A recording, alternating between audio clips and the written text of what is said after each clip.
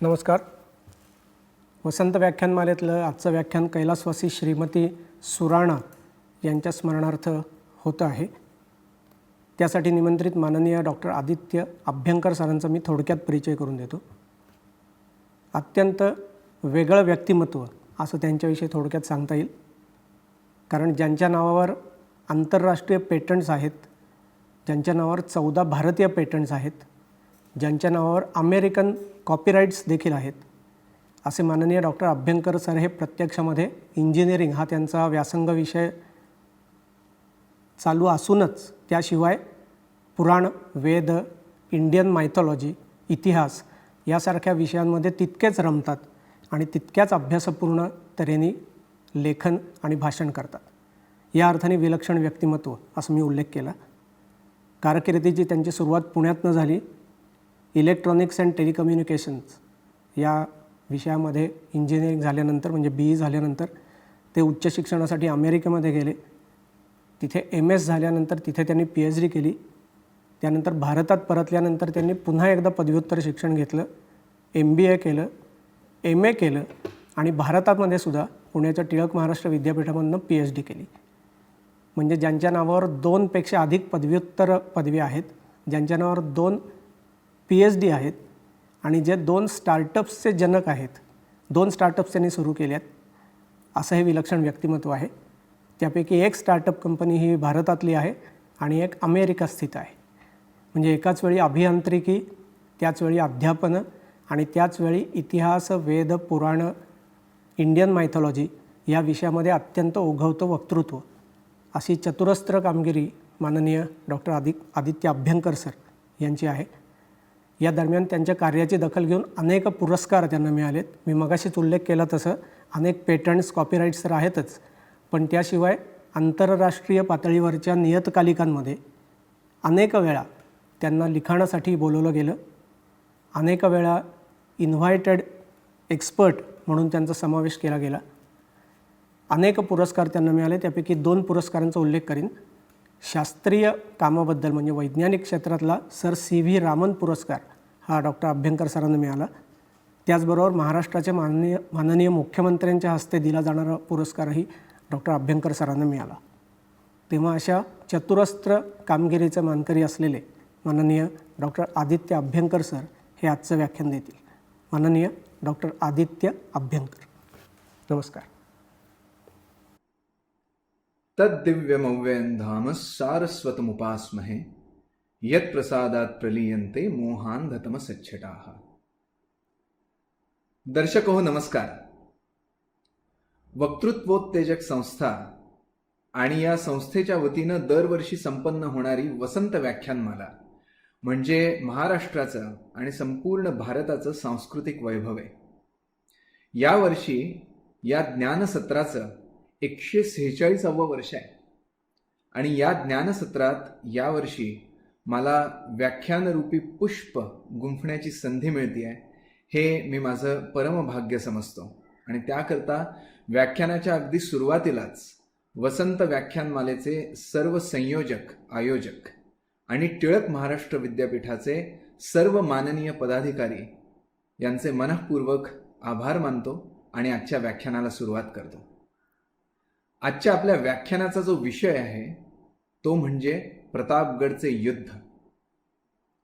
शककर्ते छत्रपती शिवाजी महाराज त्यांच्या चरित्राचं यथार्थ वर्णन करताना समर्थ रामदास स्वामी असं म्हणतात की शिवरायांचे 8वावे रूप, शिवरायाचा 8वावा प्रताप, शिवरायाचा 8वावा साक्षेप भूमंडळी. पण छत्रपती शिवाजी महाराजांचं नक्की कुठलं रूप आठवायचं, महाराजांचा नक्की कुठला प्रताप आठवायचा? त्याचं कारण छत्रपती शिवाजी महाराजांचं प्रत्येकच रूप हे दिव्य आहे, दैवी आहे, तेजस्वी आहे. पण असं जरी असलं तरी प्रत्यक्ष प्रतापगडाच्या साक्षीनं जो प्रताप महाराजांनी करून दाखवला म्हणजेच प्रतापगडचं युद्ध, हे छत्रपती शिवाजी महाराजांच्या चरित्रातलं एकमेवा द्वितीय असं युद्ध आहे. फक्त तेवढंच नाही तर या प्रसंगाचं महाराजांच्या चरित्रातलं जे स्थान ते सुद्धा विलक्षण आहे. आणि त्याचं कारण असं की आपल्याकडे एक म्हण आहे, प्रसंगाशिवाय परिचय नाही, पराक्रमाशिवाय पवाड नाही आणि चमत्काराशिवाय नमस्कार नाही. प्रतापगडचं युद्ध म्हणजे अक्षरशः चमत्कार आहे. छत्रपती शिवाजी महाराजांच्या आधी सुद्धा काही प्रामाणिक मराठी सरदारांनी दिल्लीची मुघल पातशाही आणि बहमनी राज्याची दक्षिणेकडची 5 छक्ल म्हणजेच दक्षिणेकडच्या 5 पातशाह्या यांच्या विरुद्ध छोटी मोठी बंड केलेली होतीच. पण प्रतापगडच्या युद्धाच्या नंतर छत्रपती शिवाजी महाराजांचा स्वराज्य स्थापनेचा यत्न म्हणजे छोटं मोठं बंड नसून प्रत्यक्ष शंभूशंकराचा अंशच जिजाऊसाहेबांच्या उदरी जन्माला आलाय आणि तो हे स्वराज्य सुराज्य रामराज्य स्थापन केल्याशिवाय राहणार नाही असा विश्वास जनता, सरदार, देशमुख आणि संस्थानिकांच्या मनात पक्का झाला, घट्ट झाला. आणि म्हणून सुद्धा प्रतापगडाच्या युद्धाचं आणि या संपूर्ण प्रकरणाचं महाराजांच्या चरित्रातलं जे स्थान आहे ते लोकविलक्षणच आहे. या व्याख्यानात प्रतापगडच्या युद्धाचा यथाशक्ती यथामती आपण अभ्यास करणार आहोत. आणि या व्याख्यानाचे 3 टप्पे आहेत. पहिला म्हणजे प्रतापगडचं युद्ध का झालं, ती पार्श्वभूमी जाणून घेणं खूप आवश्यक आहे, ती रंजक सुद्धा आहे खूप. दुसरा टप्पा म्हणजे प्रतापगडचं युद्ध नक्की कसं झालं. आणि तिसरं, प्रतापगडच्या युद्धाच्या नंतर काय झालं, छत्रपती शिवाजी महाराजांनी त्यांचं द्रष्टेपण कसं सिद्ध केलं, तो तिसरा टप्पा असणार आहे. पण पहिला टप्पा म्हणजे प्रतापगडचं युद्ध नक्की का झालं, ती थोडीशी पार्श्वभूमी आपण जाणून घेऊया. या भूमंडळाचे ठाई धर्मरक्षी ऐसा नाही, महाराष्ट्र धर्म राहिला काही तुम्हा कारणे, असं समर्थांनी लिहून ठेवलंय. कारण दुसरं होतच कोण, छत्रपती शिवाजी महाराज झाले नसते तर महाराष्ट्र धर्म राहिलाच नसता. काय होता हा महाराष्ट्र धर्म?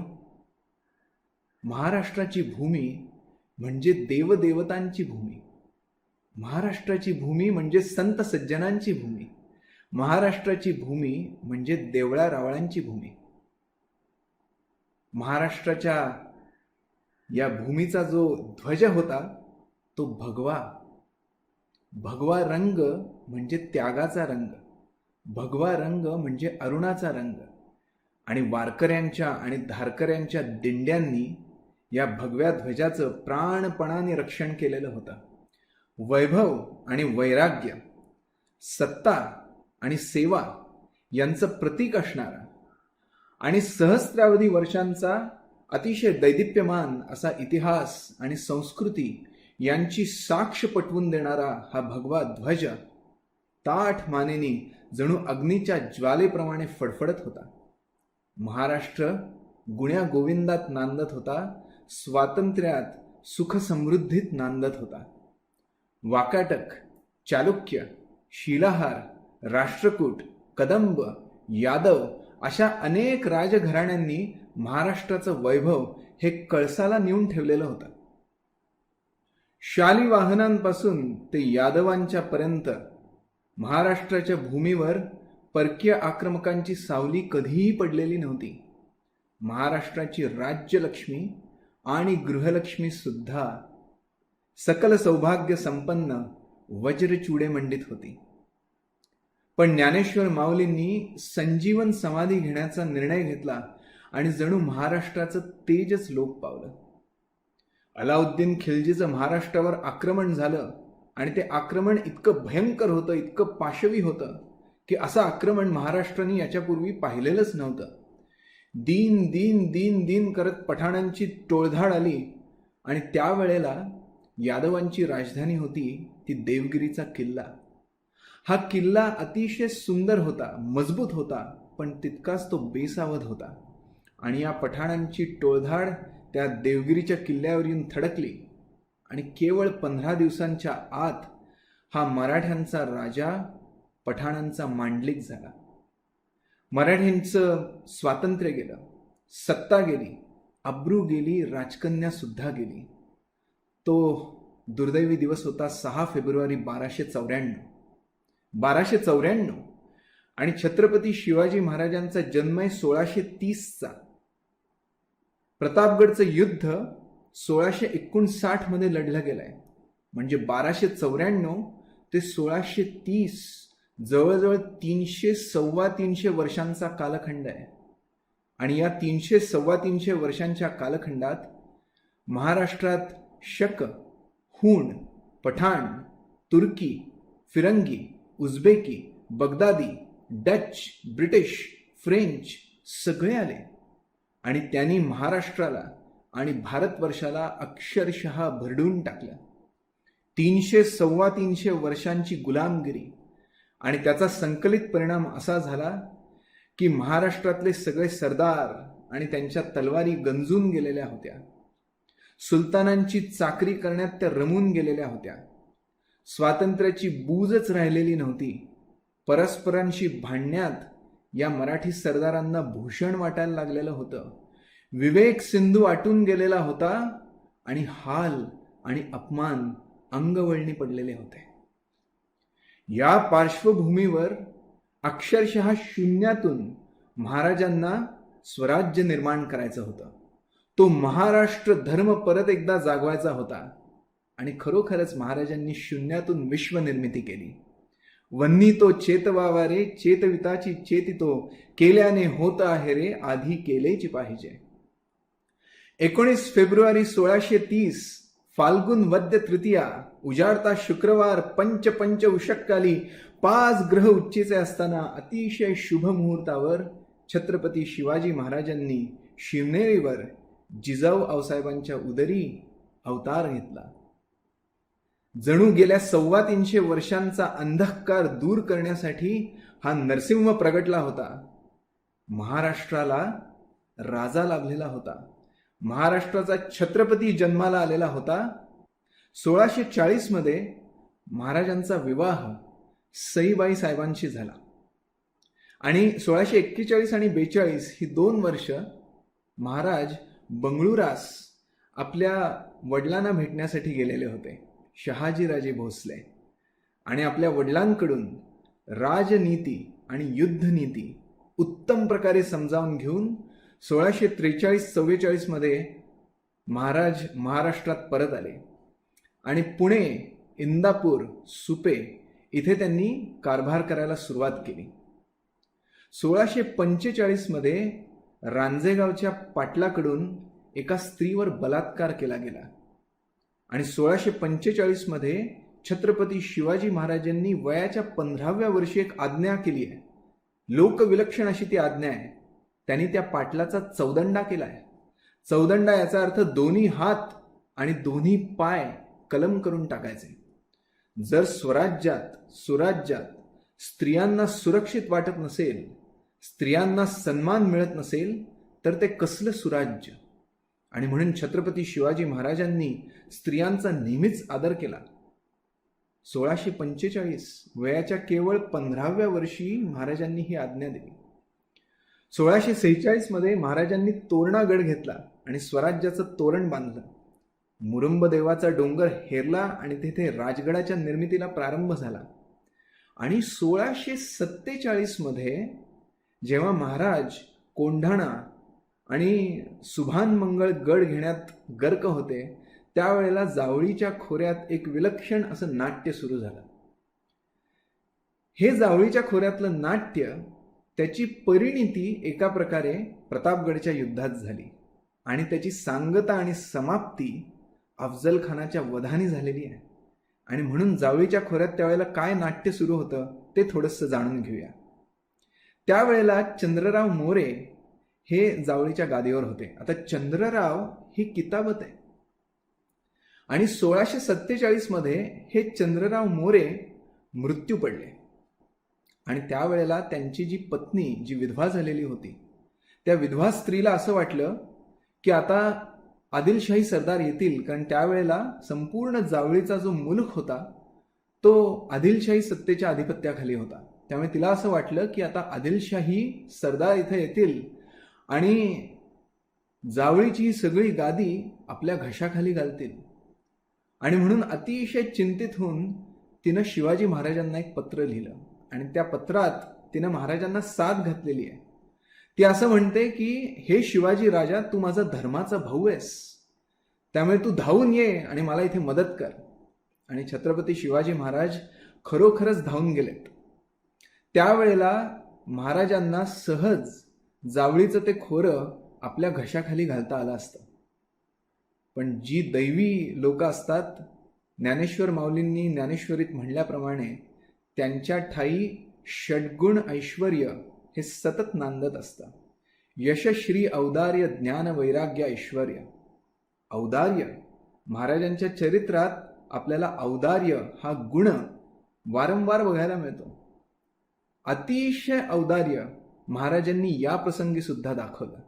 ते धावून गेले त्या स्त्रीच्या मदतीला आणि त्यांनी मोऱ्यांच्याच नात्यातल्या एका यशवंतराव नावाच्या मुलाला दत्तक दिलं. हे दत्तक गेलेलं बालक फक्त 40 वर्षांचं होतं आणि त्या दत्तक मुलाला 2 मुलं होती. आणि त्याला चंद्रराव ही किताबत महाराजांनी परत दिली आणि त्याला जावळीचा कारभार करायला सांगितलं. जावळीच्या गादीवर त्याला महाराजांनी परत प्रस्थापित केलं. आणि हा यशवंतराव की जो आता चंद्रराव झालेला होता, त्याचा भाऊ हणमंतराव आणि त्याची 2 मुलं कृष्णा आणि बाजी हे सगळे मिळून त्या जावळीच्या खोऱ्याचा कारभार बघायला लागले. आणि आदिलशहा अतिशय संतप्त झाला, कारण छत्रपती शिवाजी महाराजांनी हे सगळं परस्पर केलेलं होतं. विजापूरकरांना याची काही कल्पना सुद्धा नव्हती. महाराजांनी परस्पर एका माणसाला दत्तक दिलं आणि त्याला चंद्रराव ही किताबत परत दिली आणि जावळीचा कारभार बघ म्हणून सांगितलं सुद्धा. आदिलशाही अतिशय संतप्त झाली आणि यावेळेला विजापूरकरांनी एक विचित्र डाव खेळला आणि स्वराज्यावर दुहेरी संकट चाल करून आलं. तो डाव असा होता की एकीकडे या आदिलशहानी मुस्तफा खान आणि अफजल खान यांना जिंजीला पाठवून दिलं. जिंजी आजचं जे चेन्नई आहे किंवा मद्रास आहे त्याच्या दक्षिणेकडे 150 किलोमीटरवर आहे आणि तिथे जिंजीचा खूप मोठा प्रचंड असा किल्ला आहे. आणि त्यावेळेला शहाजीराजे भोसले हे जिंजीला होते आणि मुस्तफा खान, अफजल खान, बाजी घोरपडे हे सगळे लोक जिंजीला गेले. आणि शहाजी राजांना मोठं आश्चर्य वाटलं की ही सगळी मंडळी अचानक जिंजीला का बरं आली. आणि मुस्तफा खान थोडासा जास्तच गोड बोलत होता, जणू तोंडात गुलकंद धरूनच बोलत होता. आणि शहाजीराजे सावध झाले आणि त्यांनी मुस्तफा खानाला विचारलं की खां साहेब काय झालं, थोडे जास्तच गोड बोलताय. आणि त्यावेळेला मुस्तफा खानाला लक्षात आलं की शहाजीराजे सावध झालेत, म्हणून त्यांनी आपल्या मुलाला हाक मारली. त्याचं नाव होतं आतिश खान. आणि आपल्या मुलाच्या डोक्यावर हात ठेवून त्यांनी कसम घेतली, त्यांनी शपथ घेतली आणि शहाजीराजांना सांगितलं की माझ्या मनात कुठलंही कपट नाही. आपल्या मुलाची कोणी खोटी शपथ घेतो का. आणि म्हणून शहाजीराजांना ते खरंच वाटलं आणि शहाजीराजे थोडेसे बेसावत झाले. त्याचा फायदा घेऊन मुस्तफा खान आणि अफजल खान यांनी दगा केला आणि दगा करून शहाजीराजांना पकडलं, कैद केलं. त्यांच्या हातात मणामणाच्या बेड्या ठोकल्या आणि जिंजीहून ते त्यांना विजापूरला परत घेऊन आले. हे पहिलं संकट होतं. आता दुसरं संकट असं की आदिलशहानी आपला एक तालेवार सरदार मुस्तफा खान याला जसं जिंजीला पाठवलं, तसं दुसरा एक सरदार फत्ते खान किंवा फतह खान याला पुण्यावर चाल करून जायला सांगितलं. आणि हा फतह खान खरंच पुण्यावर चाल करून आला. आणि त्यावेळेला छत्रपती शिवाजी महाराज पुरंदराच्या आश्रयाला गेले आणि महाराजांनी ही 2ही संकट लीलया पेललेली आहेत. सगळ्यात पहिल्यांदा पुरंदराच्या आश्रयाने, पुरंदराच्या पायथ्याशी खळद आणि बेलसर ही जी गावं आहेत तिथे फतह खानाच्या विरुद्ध उघड्या मैदानात समोरासमोर छत्रपती शिवाजी महाराजांनी युद्ध केलंय आणि फतह खानाचा पूर्ण पराभव करून टाकला. फतह खान परास्त झाला. आणि कवी यशवंत, राजकवी यशवंत म्हणजे यशवंत दिनकर पेंढरकर, त्यांनी फार सुंदर काव्य लिहून ठेवलंय. आम्ही न ठाणेदार शिरवळी सुभान मंगळ गोटात, निपटून त्याते निमिषात, फत्ते खाना दिला तडाखा पुरंदराच्या परिघात. आणि फत्ते खान पूर्ण परास्त होऊन गेला. हे जरी झालं असलं तरी स्वराज्यावरचं दुसरं संकट अजून दूर झालेलं नव्हतं. कारण शहाजीराजे अजूनही आदिलशहाच्या कैदेत होते आणि त्यांना सोडवणं आवश्यक होतं. पण सगळ्या ठिकाणी शक्ती वापरून चालत नाही. शक्ती आणि युक्ती यांचा संगम करायला लागतो. शक्तीचे वाजले डंके, युक्तीने डाव जिंकिला. फतेखानाविरुद्ध शक्तीचं प्रदर्शन करून झालं. आता महाराजांनी युक्ती सुद्धा प्रदर्शित केली.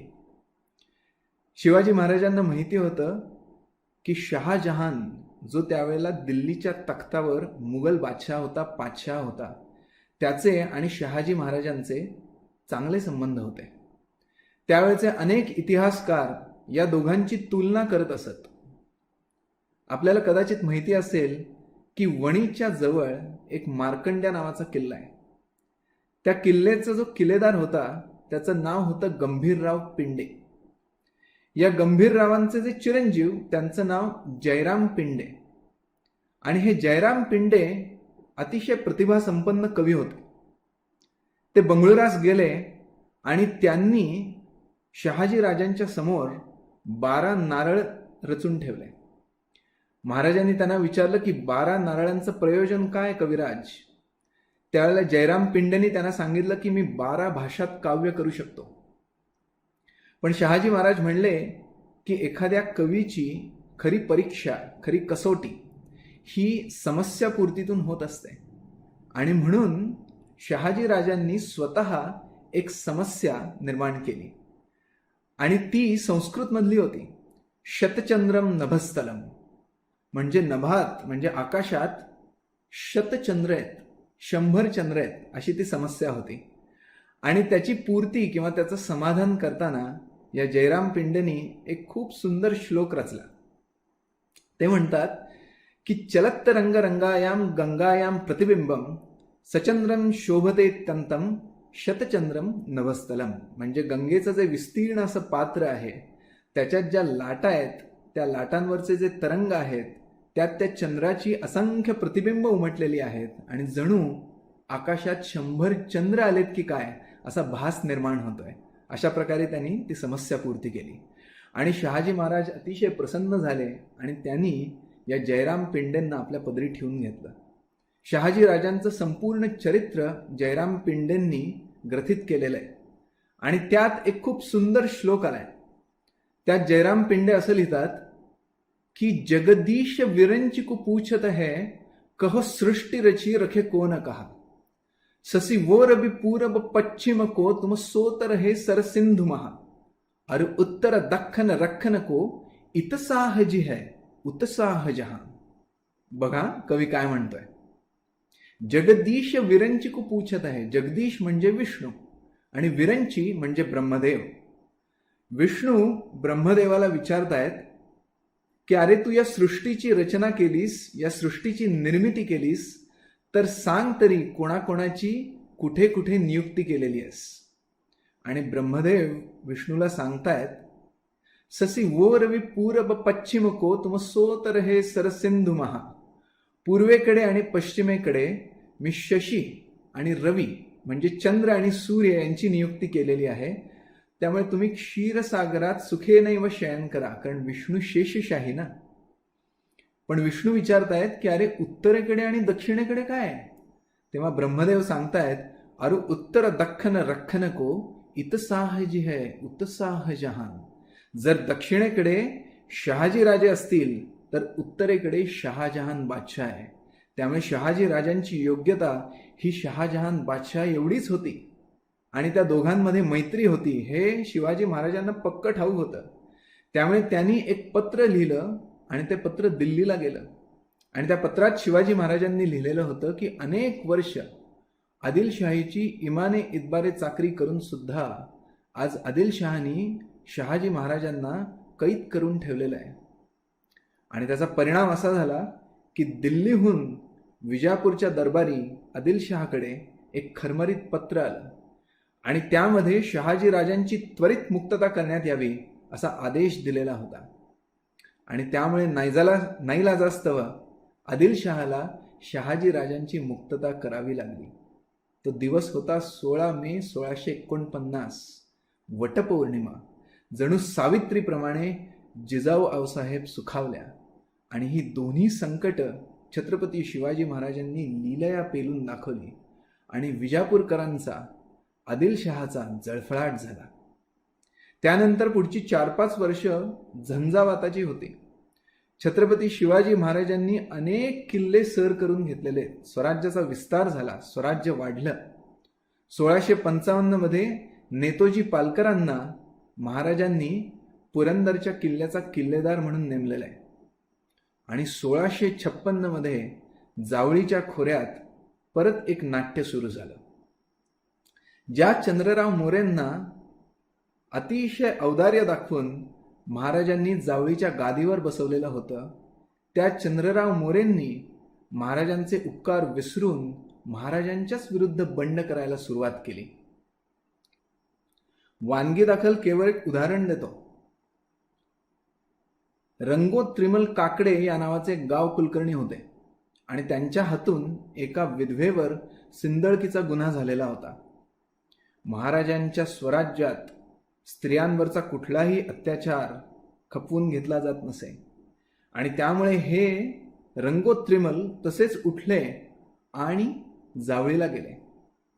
वास्तविक चंद्रराव मोरेंनी त्यांना सांगायला होतं की महाराजांना शरण जा, माफी मागा, पण त्यांनी उलट या रंगोत त्रिमलांना आश्रय दिला आणि उलट महाराजांच्याच क्षेत्रात हे मोरे आरेरावी करायला लागले. रोहिडेश्वराच्या खोऱ्यात जायला लागले, रायरेश्वराच्या परिसरात धुमाकूळ घालायला लागले आणि अनेक ठिकाणी जाऊन बदफैली करायला लागले. आणि महाराजांच्या लक्षात आलं की चंद्रराव मोरेंना शास्त केल्याशिवाय आता दुसरं गत्यंतर नाही. आणि छत्रपती शिवाजी महाराजांनी मोरेंना एक खरमरीत पत्र पाठवून दिलं. त्यात महाराजांनी लिहिलं होतं की राजे आपण कधी झालात, आम्हा तो शंभू शंकराने राज्य दिल्हे, स्वतःच राजे न म्हणवणे. आणि हे पत्र जेव्हा मोऱ्यांच्या हाती पडलं तेव्हा त्यांच्या मिशीला अजूनच पीळ पडला आणि त्याने एक अतिशय उद्धट उत्तर महाराजांना पाठवून दिलं. त्यात त्यांनी असं लिहिलं की मुस्तफत आपुल्या घरी राजे म्हटिल्यावर कोणी मानितो, राजे तो आम्ही, आम्हास तो श्री महाबळेश्वराने राज्य दिले, त्याच्या कृपेने दाईमदारी दरपिढे राज्य करतो. दाईमदारी दरपिढे म्हणजे पिढ्यानपिढ्या दर पिढी आम्ही राज्य करतो. ज्या मनुष्याला केवळ 7-8 वर्षांपूर्वी छत्रपती शिवाजी महाराजांनी दत्तक दिला आणि जावळीच्या गादीवर आपण होऊन बसवला, तो मनुष्य महाराजांचे उपकार विसरून महाराजांनाच उलट सांगतोय की दाईमदारी दरपिढे पिढ्यानपिढ्या आम्ही राज्य करतोय. महाराजांना आश्चर्य वाटलं, पण महाराज म्हणाले ठीक आहे, याला अजून एक संधी देऊया. आणि महाराजांनी यावेळेला अधिक कडक पत्र पाठवलं आणि त्यांनी असं सांगितलं की हात रुमाले बांधून स्वतःच राजे न म्हणवून सदरेवर हजर होणे, जर बदफैली कराल तर मारले जाल, उदयिकच आमच्या फौजा जावळीवर चाल करून येतील. हे पत्र जेव्हा चंद्रराव मोरेच्या हातात पडलं तेव्हा त्याच्या मिशीला अजून मोठा पीळ पडला आणि त्यांनी अधिक उद्धट उत्तर महाराजांना पाठवून दिलं. आणि त्या पत्रात त्यांनी लिहिलेलं होतं की उदयिक येणार असाल तर आजच या, दारू गोळा महजूद आहे, तुमचं स्वागत आम्ही भांडी वाजवून करू. भांडी वाजवून म्हणजे तोफा डागून करू. येता जावळी जाता गोळी. आणि मग मात्र छत्रपतींना कळलं की मोरेंना शास्त केलं पाहिजे, त्याच्याशिवाय आता दुसरा कुठलाही मार्ग नाही आहे.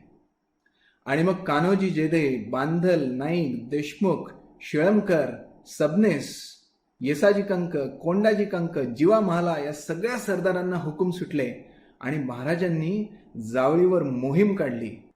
जावळी ही जागाच इतकी विलक्षण आहे की शिवभारतात असं म्हणलंय की जावळी ज्याच्या हातात कोकण त्याच्या हातात. आणि ते एका दृष्टीनं खरंच आहे. जावळी भौगोलिक दृष्ट्या सुद्धा आणि राजकीय दृष्ट्या सुद्धा अतिशय महत्वाचा टापू आहे. आणि साधारणतः जावळीचा संपूर्ण भाग तुम्ही जर तुमच्या डोळ्यासमोर आणलात तर जावळीच्याच परिसरात नंतर महाराजांनी प्रतापगड बांधलेला आहे. या जावळीच्या खोऱ्यातून आपण जर थोडं दक्षिणेकडे खाली आलो तर पारघाट आहे आणि पाराचं खोरं आहे त्याच्यात. अजून दक्षिणेला जर आपण गेलो तर तिथे चतुर्बेट आहे आणि चतुर्बेटावर मकरंदगड आहे. त्याच्या खाली कांदाट नदी वाहते आणि तिथे कांदाट खोरं आहे. याच खोऱ्यातून प्रतापरावांनी नंतर अफजल खानाचा जो मुलगा फाजल खान त्याला पळून जायला मदत केली आणि त्याच्याही खाली दक्षिणेला वासोटा आहे. आपण जर थोडं आग्नेय दिशेला गेलो आणि जावळीपासून आग्नेय दिशेकडे जायला लागलो की रणतोंडीचा घाट आहे आणि महाबळेश्वराच्या इथे पंचगंगा आहे, म्हणजे 5 नद्यांचा संगम आहे. त्यातल्या 2 अतिशय महत्त्वाच्या नद्या वेण्णा आणि कोयना या आग्नेय दिशेने धावताना दिसतात. आणि रणतोंडीचा घाट संपून आपण खाली उतरलो की आपण कोयनेच्या खोऱ्यात येतो. या जावळीपासून पूर्व दिशेला तायघाट म्हणून आहे. तो तायघाट संपून आपण पाचगणीत जाऊ शकतो आणि पाचगणीच्या पुढे नंतर आज सुद्धा जो प्रचलित आहे तो पसरणीचा घाट आहे आणि तो घाट संपून आपण नंतर वाई आणि बावधन अशा सगळ्या गावांना जाऊ शकतो. जर आपण थोडं वरती गेलो म्हणजे ईशान्य दिशेचा विचार केला तर जावळीपासून ईशान्येला एक निसणीची वाट आहे, निश्रेणीची वाट, अगदी छोटी वाट आहे. आणि आज जर तुम्ही महाबळेश्वरला गेलात आणि तिथे एल्फिन्स्टन पॉईंट पाहिलात तर त्याला पूर्वी शिवकाळात पांगळा म्हणायचे आणि आज ज्याला आपण ऑर्थर सीट म्हणतो त्याला शिवकाळात मढीमहल म्हणायचे. त्यामुळे पांगळा आणि मढीमहल याच्या बरोबर मध्ये ती निसणीची वाट आहे छोटीशी ईशान्य दिशेला. त्या निसणीच्या वाटेच्या पलीकडे जोर, जांभूळ आणि रुहिल खोरी आहेत. त्याच्या पलीकडे रायरेश्वर आहे आणि त्याच्याही पलीकडे कारी हे कान्होजी जेध्यांचं मूळ गाव आहे. कान्होजी जेधे ही एक विलक्षण व्यक्ती महाराजांना मिळालेली होती. कान्होजी जेधेंनी या प्रतापगडच्या युद्धात असा पराक्रम गाजवलाय आणि कान्होजी जेधेंचा जो मुलगा होता बाजी सर्जाराव जेधे, सर्जाराव ही किताबत त्याला छत्रपती शिवाजी महाराजांनी दिलेली होती. कारण मगाशी फतह खानाविरुद्ध ज्या पुरंदरच्या लढाईचा उल्लेख झाला त्यामध्ये शत्रूच्या गोटात घुसून महाराष्ट्राचा भगवा ध्वज हा तो परत घेऊन आलेला होता. म्हणून खुश होऊन महाराजांनी त्याला ही किताबत दिलेली होती. या बाजी सर्जाराव जेधेचा जो मुलगा नागोजी जेधे तो नंतर कर्नाटकच्या मोहिमेत मियाना बंधूंच्या विरुद्ध लढताना बाण लागून मृत झाला आणि त्याची पत्नी गोदूबाई, अतिशय छोटं वय, लग्न म्हणजे काय कदाचित तिला कळतही नसेल, ती सती गेली आणि तिचं स्मारक या कारीला बांधलेलं आहे. सतीचं स्मारक असा तो अत्यंत पुण्यवान असा भूभाग आहे. त्यामुळे कारी हे या कान्होजी जेधेंचं मूळ ठिकाण आहे. आता जावळीपासून आपण जर उत्तर दिशेला म्हणजे वरती जायला लागलो तर सगळ्यात पहिल्यांदा येतं श्री क्षेत्र महाबळेश्वर. आणि ही नावं कशी पडत जातात बघा. आवली आणि हा सगळा सिद्धांत शिवभारतात दिलेला आहे. आवली म्हणजे प्रभावली किंवा वलय. त्यामुळे डोंबिवली, कांदिवली, खोपवली, बोरिवली हे सगळे आवली लावणारे जे गावं आहेत त्यांची नावं या आवली किंवा वलय या शब्दावरून आलेली आहेत. स्कंद वलय म्हणजे खंडाळा आणि लवण वलय म्हणजे लोणावळा. आणि या सगळ्या वलयांचा जो स्वामी आहे तो महावलयेश्वर म्हणजेच महाबळेश्वर, तो तिथं बसलेला आहे साक्षात. आणि त्याच्या मागच्या बाजूला गणेश दरा आहे. त्या गणेश दराचे जर आपण वर गेलो तर ढवळ्या घाट लागतो आणि तिथे चंद्रगड आहे. आणि या ढवळ्या घाटाच्या वरच्या बाजूला वरंदा घाट आहे आणि तिथे शिवतरघळ आहे. याच शिवतरघळीत बसून समर्थ रामदास स्वामींनी ग्रंथराज दासबोधाची निर्मिती केली आपल्याला माहिती आहे. या वरंदा घाटाच्या वर जर आपण गेलो तर कावळ्या बावळ्याची खिंड लागते, त्याच्यावर गोप्या घाटे, त्याच्यावर मढे घाटे आणि त्याच्यावर शेवत्या घाटे आणि या शेवट्या घाटाचा समाप्ती किंवा शेवट ही थोडीशी वायव्य दिशेला, जिथे छत्री निजामपूर आहे ना रायगडच्या पायथ्याशी, तिथे होते. आता जर वायव्य दिशेचा आपण विचार केला, जावळीच्या खोऱ्यातून वायव्य दिशेला आपण जायला लागलो तर सावित्री नदी वाहते आणि महाडच्या अलीकडे ती काळ नदीला जाऊन मिळते. आणि मग महाड आहे आणि महाडच्या वरच्या दिशेला अजून एक छोटासा गड आहे, त्याला महेंद्रगड म्हणतात. या महेंद्रगडाच्या वरती पाचाड आहे आणि वर छत्री निजामपूर आहे. आणि तिथे हा जो विलक्षण सुंदर डोंगर आहे, ज्याला पूर्वी रायरीचा डोंगर म्हणायचे किंवा काही ठिकाणी त्याचा उल्लेख जवस किंवा रासिवडा किंवा काही ठिकाणून तो नंदादीपासारखा सुद्धा दिसतो, म्हणून नंदादीपाचा डोंगर असा सुद्धा त्याचा उल्लेख आपल्याला बघायला मिळतो. तो वायव्य दिशेला आहे आणि तिथेच महाराजांनी नंतर रायांचा गड रायगड त्याची निर्मिती केली, आपल्या सगळ्यांना माहिती आहे. अशी जावळी ही फार विलक्षण जागा आहे. जावळीपासून आपण जर पश्चिम दिशेला गेलो तर संपूर्ण तुटलेला कडा आहे आणि नंतर आपण थेट पश्चिम समुद्र किनाऱ्यावर जाऊन पोचतो. त्यामुळे कोकणात आणि तळ कोकणात जाणारे सगळे रस्ते हे जावळीच्याच भूभागातून जातात हे आपल्याला सहज लक्षात येतं. जावळीच्या जर नैऋत्य दिशेला जर आपण गेलो तर महिपतगड आहे, रसाळगड आहेत, असे अनेक किल्ले तिथे आहेत. आणि हा इतका बेलाग, इतका अवघड असा मुलूक आहे. आणि त्यामुळे चंद्रराव मोरेंना असं वाटत होतं की महाराज येऊ देत, आपली माणसं सुद्धा तलवारीला तिखट आहेत आणि आपण महाराजांना सहज पराभूत करू. आणि इथे परत एकदा छत्रपती शिवाजी महाराजांची युद्धनीती आपल्याला बघायला मिळते. महाराजांनी काय केलं बघा. त्यावेळेला राजगडावरून जावळीच्या खोऱ्यात उतरण्यासाठी जो महामार्ग होता तो म्हणजे रणतोंडीचा घाट. अहो, तो घाट सुद्धा इतका अवघड होता, त्याला संकर्षण सकळकळेंनी अश्रुमुखीचा घाट म्हणलंय. आणि खरंच त्या घाटात सुद्धा इतकी घसरण होती की शत्रू रडवेला होऊन जायचा, म्हणून त्याला रणतोंडीचा घाट किंवा अश्रुमुखीचा घाट म्हणलेला आहे. आणि महाराजांनी चंद्रराव मोरेंना फक्त हूल दिली, आपले 50-100 मावळे त्या रणतोंडीच्या घाटाकडे पाठवून दिले. आणि मोरेंना वाटलं की आपला अंदाज अगदी बरोबर निघाला, या रणतोंडीच्या घाटातूनच महाराज आपल्यावर आक्रमण करणार. आणि म्हणून चंद्रराव मोरे आणि त्यांचे सगळे मातब्बर सरदार, त्यामध्ये मुरारबाजी देशपांडे सुद्धा होते, ते सगळे रणतोंडीच्या घाटाकडे निघून गेले. आणि स्वतः महाराज, मी मगाशी ज्या निसणीच्या वाटेचा किंवा शिडीच्या वाटेच्या निश्रेणीच्या वाटेचा उल्लेख केला, जे मढी महल आणि पांगळा म्हणजेच आर्थर सीट आणि एल्फिन्स्टन पॉइंट या दोन्हीच्या मधून ती एक छोटीशी वाट येते. मी अभियांत्रिकीच्या 3य वर्षाला असताना माझ्या काही मित्रांबरोबर मुद्दाम त्या वाटेने जाऊन पाहिलं होतं की महाराज नक्की कसे आले असतील आणि कसे उतरले असतील. आणि आज सुद्धा ती वाट इतकी चिंचोळी आहे, तिथे इतकी घसरण आहे, त्या कालखंडात तर ती कशी असेल.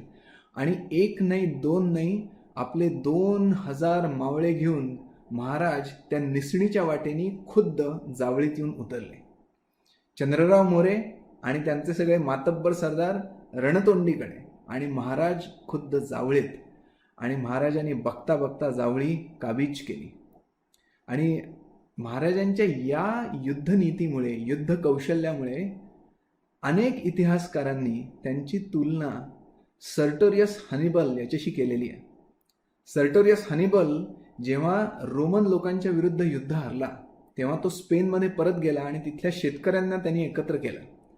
आणि रोमन लोकांना माहिती होतं की हा सर्टोरियस हनिबल हा काही गप्प बसणार नाही, तो परत त्या मेडिटेरियन टेरेनमधून आपल्यावर हल्ला करणार, म्हणून रोमन सैन्य त्याची वाट बघतच होतं. सर्टोरियसला पण हे माहिती होतं, म्हणून त्यांनी काय युक्ती केली, तो आल्प्सच्या पर्वतात गेला आणि आल्प्सच्या पर्वतात भयंकर बर्फ पडायचा. त्याच्याबरोबर 19-20 हत्ती होते, त्या हत्तींना घेऊन तो आल्प्सच्या पर्वतात गेला. आणि रोमन लोकांना वाटत होतं की खालून आक्रमण येईल, पण हा आल्प्सच्या पर्वतातून वरून खाली उतरला आणि त्यांनी जो शत्रूला धक्का दिला, शत्रू विस्मयचकित झाला आणि सर्टोरियस हनिबलनी ती लढाई मारली. तसंच काहीसं छत्रपती शिवाजी महाराजांनी केलं. मोरेंची सगळी लोक रणतोंडीकडे आणि महाराज प्रत्यक्ष जावळीत, आणि बघता बघता महाराजांनी जावळी संपूर्ण काबीज केली. चंद्रराव मोरेंचा भाऊ हणमंतराव हा त्या चतुर बेटावर मकरंद गडाकडे गेला आणि तिथेच तो मारला गेला. आणि या धामधुमीत चंद्रराव मोरे हा नंदादीपाच्या डोंगराकडे पळून गेला, त्या रायरीच्या डोंगराकडे पळून गेला. त्यावेळेला मोरेंच्याकडून एक सरदार असा विलक्षण युद्ध करत होता, असा विलक्षण झुंजत होता, जणू सुदर्शन चक्र. आणि महाराजांनी ते पाहिलं आणि त्यांनी त्या सरदाराला आवाहन केलं. ते म्हणले की अरे, आम्ही स्वराज्याचा डाव मांडलेला आहे, तुझ्यात इतकी गुणवत्ता आहे, तू स्वराज्याच्या कामी आला पाहिजेस. आणि ते त्याला मनोमन पटलं. त्या सरदाराचं नाव मुरारबाजी देशपांडे, ज्याने नंतर पुरंदरचा गड काबीज करताना अफाट पराक्रम गाजवला. मुरारबाजी करिकारंजी पुरंदरावर रुधिरांची, ते हे मुरारबाजी देशपांडे आपल्या सगळ्या भावांसमवेत स्वराज्याच्या कामी रुजू झाले. महाराजांची गुणग्राहकता इथे आपल्याला लक्षात येते. गुणाः पूजा स्थानम गुणिषु नच लिंगम नच वयः. आणि महाराज हे खरंच गुणग्राहक होते. मुरारबाजी देशपांडे महाराजांच्या गोटात सामील झाले आणि महाराज चंद्रराव मोरेंचा पाठलाग करत करत करत त्या नंदादीपाच्या डोंगरापर्यंत जाऊन पोचले. आणि महाराजांनी तो संपूर्ण डोंगर पाहिला आणि ते मंत्रमुग्ध होऊन गेले. कृष्णाजी अनंत सभासदांनी आपल्या बखरीत फार सुंदर वाक्य लिहून ठेवलेली आहेत. ते म्हणतात की खासा राजा प्रत्यक्ष जाऊन बघता गड ऐसा चखोट, चखोट म्हणजे उत्तम, कडा ऐसा कातळ आणि कोरीव, पृथ्वीवर देवगिरी हा चकोट गड खरा, परंतु त्याच्यापेक्षा दशगुणी उंच असा हा गड बघून राजे बहुत संतुष्ट झाले आणि त्यांनी सांगितले की तख्ता जागा हाच गड करणे. द्रष्टे महामानव हे नेहमीच काळाच्या पुढे असतात. या प्रसंगानंतर जवळजवळ 18-18.5 वर्षांनी महाराजांना राज्याभिषेक झालाय. पण तेव्हाच राजांनी ठरवून ठेवलेलं होतं की या स्वतंत्र हिंदवी स्वराज्याची जेव्हा राजधानी आपण निर्माण करू त्यावेळेस तख्तास जागा हाच गड करणे. आणि खरोखरच नंतर रायगडावर महाराजांची राजधानी प्रस्थापित झाली. तुम्हाला कदाचित आठवलं असेल की सांदीपनी ऋषींच्या आश्रमात जेव्हा भगवान श्रीकृष्ण होते आणि सांदीपनी ऋषींच्या मुलाला त्या पंचासुरांनी पळवून नेलेला होता, तेव्हा त्याची मुक्तता करण्यासाठी भगवान श्रीकृष्ण द्वारकेला गेले आणि त्या द्वारकेच्या ते इतके प्रेमात पडले आणि त्याच वेळेला त्यांनी ठरवलं होतं की आपल्या राज्याची द्वारका ही राजधानी करायची. तसंच इथे महाराजांना तो नंदादीपाचा डोंगर इतका भावला, इतका आवडला की महाराजांनी सांगितलं की तख्तास जागा हाच गड करणे. खरं तर त्यावेळेला महाराजांच्या मनात असं होतं की काही मोजकं सैन्य द्यायचं, चंद्रराव मोरेला माफी द्यायची आणि त्याला परत एकदा जावळीचं खोरं देऊन टाकायचं. खरंच किती उदार होते बघा महाराज. पण त्यावेळेला चंद्रराव मोरेंनी मुधोळकर घोरपड्यांशी संधान साधलं आणि अली आदिलशहाकडे काही गुप्त पत्र पाठवण्याचा उद्योग आरंभला. आणि ती पत्र महाराजांच्या गुप्तहेरांच्या हातात पडली आणि महाराजांनी मग मात्र अतिशय निर्ममपणे त्या चंद्रराव मोरेचा शिरच्छेद केला. त्याच्या 2ही मुलांची मस्तकं मारलेली आहेत. स्वराज्य जर स्थापन करायचं असेल तर न्याय, राजदंड हा कठोरच असला पाहिजे, अन्यथा राज्यकारभाराची घडी व्यवस्थित बसत नाही. छत्रपती शिवाजी महाराजांनी निर्ममपणे त्या चंद्रराव मोरेंचा पूर्ण नायनाट करून टाकला आणि जावळीचं संपूर्ण राज्य, जावळीची संपूर्ण गादी ही महाराजांच्या स्वराज्यात आली. जावळीचं स्वराज्यात येणं ही खूप मोठी गोष्ट होती आणि त्यामुळे आदिलशहाचा जळफळाट होणं हे सुद्धा खूप स्वाभाविक होतं. कारण पश्चिमेचा जो संपूर्ण समुद्र किनारा आहे, कोकणात आणि तळ कोकणात उतरण्याच्या ज्या सगळ्या वाटा आहेत त्या जावळीच्या आसपासच्या भागातून जाणाऱ्या होत्या. त्यामुळे आदिलशहाचा पश्चिम किनाऱ्यावरचा मोठा व्यापार, त्याचं प्रचंड नुकसान जावळी स्वराज्यात येण्यामुळे होणार होतं. शिवाय मक्केच्या यात्रेला जाणारे जे यात्रेकरू असायचे ते सुद्धा जवळच्या वाटेने म्हणजे जावळीच्या खोऱ्यातूनच जायचे. आता त्यांची ती वाट सुद्धा बंद होणार होती. अशी अनेक राजकारणं महाराज साधणार होते आणि जावळी स्वराज्यात आल्यामुळे स्वराज्याच्या सीमा जवळजवळ दुपटीनं विस्तारल्या गेल्या. जावळी स्वराज्यात आल्यानंतर रणतोंडी घाटाच्या समोरच एक डोंगर आहे आणि महाराजांच्या गुणग्राहक दृष्टीनं तो डोंगर अचूक हेरला. त्यांनी मोरोपंतांना विचारलं की पंत, हा डोंगर कुठला? आणि पंतांनी महाराजांना सांगितलं की महाराज, याला भोरप्याचा किंवा ढोपराचा डोंगर म्हणतात. कारण एखादा गुडघा मुडपून ठेवल्यासारखा तो डोंगर दिसायचा रणतोंडीचा घाट चढून आल्यानंतर. आणि महाराजांना लक्षात आलं की इथं जर किल्ला बांधला तर तो इतका बेलाग किल्ला होईल, तो जिंकणं जवळजवळ अशक्य असेल. महाराजांनी पंतांना आज्ञा केली की पंत, या डोंगराला पागोट चढवा. पागोट चढवा याचा अर्थ इथे तटबंदी बांधा आणि हा जो सामान्य डोंगर आहे त्याचं रूपांतर किल्ल्यामध्ये करा. हाच तो किल्ले प्रतापगड, ज्याची निर्मिती 1657 मध्ये झाली. 1658 मध्ये किल्ला बांधून पूर्ण झाला आणि 1659 मध्ये याच किल्ल्याच्या साक्षीनं अफजल खान ठार होणार होता. 1657 मध्ये 2 चिरेबंदी गोष्टी साकारल्या जात होत्या.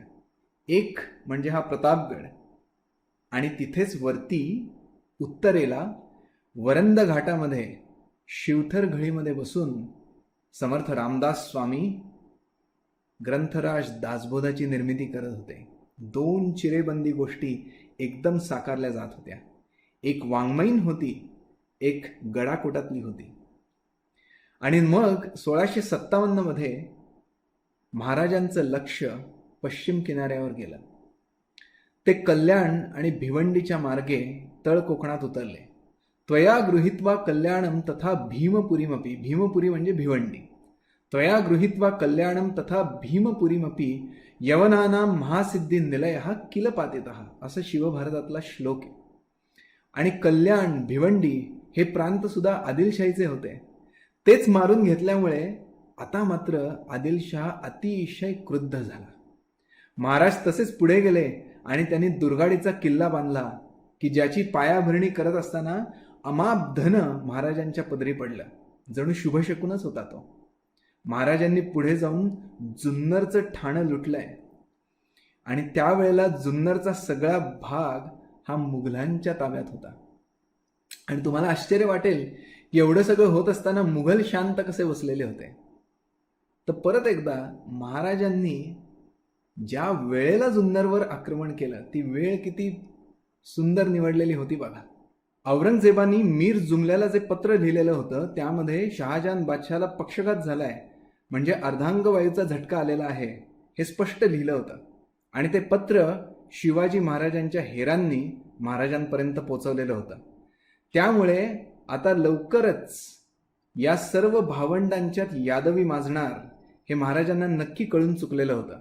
आणि म्हणून महाराजांनी त्या जुन्नरवर आक्रमण केलं आणि जरी ते मुघलांचं ठाणं असलं तरी ते जिंकून स्वराज्यात आणलं.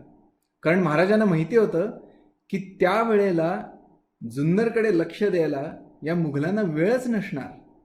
कारण त्यांच्यात हीच परंपरा आहे की वडील आजारी पडले किंवा वडिलांचं निधन झालं की सगळे भाऊ एकमेकांच्यात भांडणार, एकमेकांचे गळे कापणार आणि जो उरेल तो त्या तख्तावर बसणार. खरं तर शहाजहान बादशाला त्याचा जो मोठा मुलगा दारा शुकौफ त्याला त्या गादीवर बसवायचं होतं. दारा शुकौला हिंदू लोकांचा तेवढा तिटकारा नव्हता. त्यांनी मजमू अल बहरीन नावाचा एक ग्रंथ लिहिलेला होता. बहरीन म्हणजे समुद्र, त्यामुळे 2 संस्कृतींचा संगम, 2 समुद्रांचा संगम असा ग्रंथ त्यांनी लिहून घेतलेला होता. त्यांनी आपल्या अनेक उपनिषदांचं फारसीमध्ये भाषांतर करून घेतलेलं होतं आणि त्याला अल्लोपनिषद असं नाव दिलेलं होतं.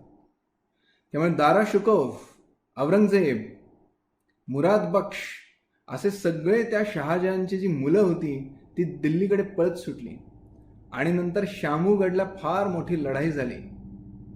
की ज्यामध्ये औरंगजेब आणि मुराद बक्ष यांनी दारा शुकोचा पराभव केला आणि दारा पळून गेला आणि नंतर मलिक अंबरनी त्याला पकडला आणि औरंगजेबाकडे तो घेऊन आला.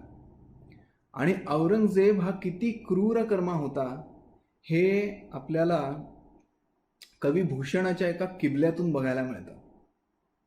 कवी भूषण असं म्हणतो कि किबले की ठोर बाग बादशाह शाहजहां ताको कैद कियो पायो मक्के आगे लाई है. बड़ो भाई दाराहा को पकड़ी के मारी डरियो मेहू रही नाही माको बड़ा सगा भाई है. बंद तो मुराद बख्श बादी चूक करीबे को बीचले कुरान खुदा की कसम खाई है. भूषण सुकवि कहे सुनो नवरंगजेब येतो काम किन्न तेनो पातशाही पाई है. असली नीच कृत्य करून तू तुझी पातशाही किंवा बादशाही मिळवलेली आहेस. काय काय औरंगजेबाच्या पापाचा पाडाच वाचलाय त्यांनी. आधी शहाजहान बादशाला तुरुंगात टाकलं. तो बादशाह बिचारा त्या तुरुंगात खितपत पडून पडून खंगून मृत्यूस सामोरा गेला. आपला मोठा भाऊ दारा शुकोव त्याला त्या मलिक अंबरने पकडून आणल्यानंतर औरंगजेबाने खिजर बागेत दिल्लीला ठेवलेला होता. आणि नजरबेग चुला नावाचा या औरंगजेबाचा एक गुलाम होता. गुलामच. औरंगजेब जे सांगेल ते तो डोळे झाकून करायचा. औरंगजेबाच्या आज्ञेवरून हा नजरबेग चिला गेला आणि त्या खिजर बागेत जाऊन त्याने दारा शुकोचं मस्तक चराचरा चिरलं. बंधू तो मुराद बक्ष बादी चुंक करीबे को. मुराद बक्षला सांगितलं होतं आपण एकत्र मिळून दारा शुकोचा पराभव करू, नंतर दिल्लीचं तख्त तुझंच आहे. त्यालाही विश्वासघाताने या औरंगजेबाने ठार मारलं. म्हणजे वडिलांना ठार मारलं, मोठ्या भावाला ठार मारलं, धाकट्या भावाला ठार मारलं. इतकंच काय, औरंगजेबाची 5 मुलं होती. त्याचा जो मोठा मुलगा होता मोहम्मद सुलतान त्याला सुद्धा प्रत्यक्ष औरंगजेबानेच ठार मारलं, आपल्या पोटच्या पोराला. असा तो क्रूर कर्मा औरंगजेब. आणि त्यावेळेला 1657 मध्ये स्वतःची सत्ता प्रस्थापित करण्याकरता म्हणून तो दिल्लीकडे उत्तरेकडे निघून गेला. आणि मग मात्र छत्रपती शिवाजी महाराजांनी त्याचा पूर्ण फायदा उठवला. कल्याण, भिवंडी, दुर्गाडीचा किल्ला, माहुली, त्यानंतर जुन्नर हे लुटून झाल्यानंतर पुढची 5-6 महिने म्हणजे महाराजांचा अक्षरशः झंझावात होता. त्यांनी पश्चिम किनाऱ्यावर आपलं आरमार निर्माण केलं. कल्याण, भिवंडी, पेण या ठिकाणी गुराब हा एक नावेचा प्रकार आहे. स्वतंत्र गुराबा निर्माण करण्यासाठी कारखाने निर्माण केले. आणि पोर्चुगीज बापलेक होते रुई लेंतो विएगश आणि फेर्ना विएगश या दोघांच्या मार्गदर्शनाखाली या कारखान्यांमध्ये महाराजांचं आरमार निर्माण व्हायला प्रारंभ झाला. राजापुरी, दंडा राजापुरी, दाभोळचं बंदर हे सगळं स्वराज्यात आलं आणि आदिलशाहीच्या पोटात भीतीचा गोळा उठला. त्यावेळेला आदिलशाह मृत्यू पडलेला होता आणि त्याचा मुलगा अली आदिलशाह हा खूप छोटा होता.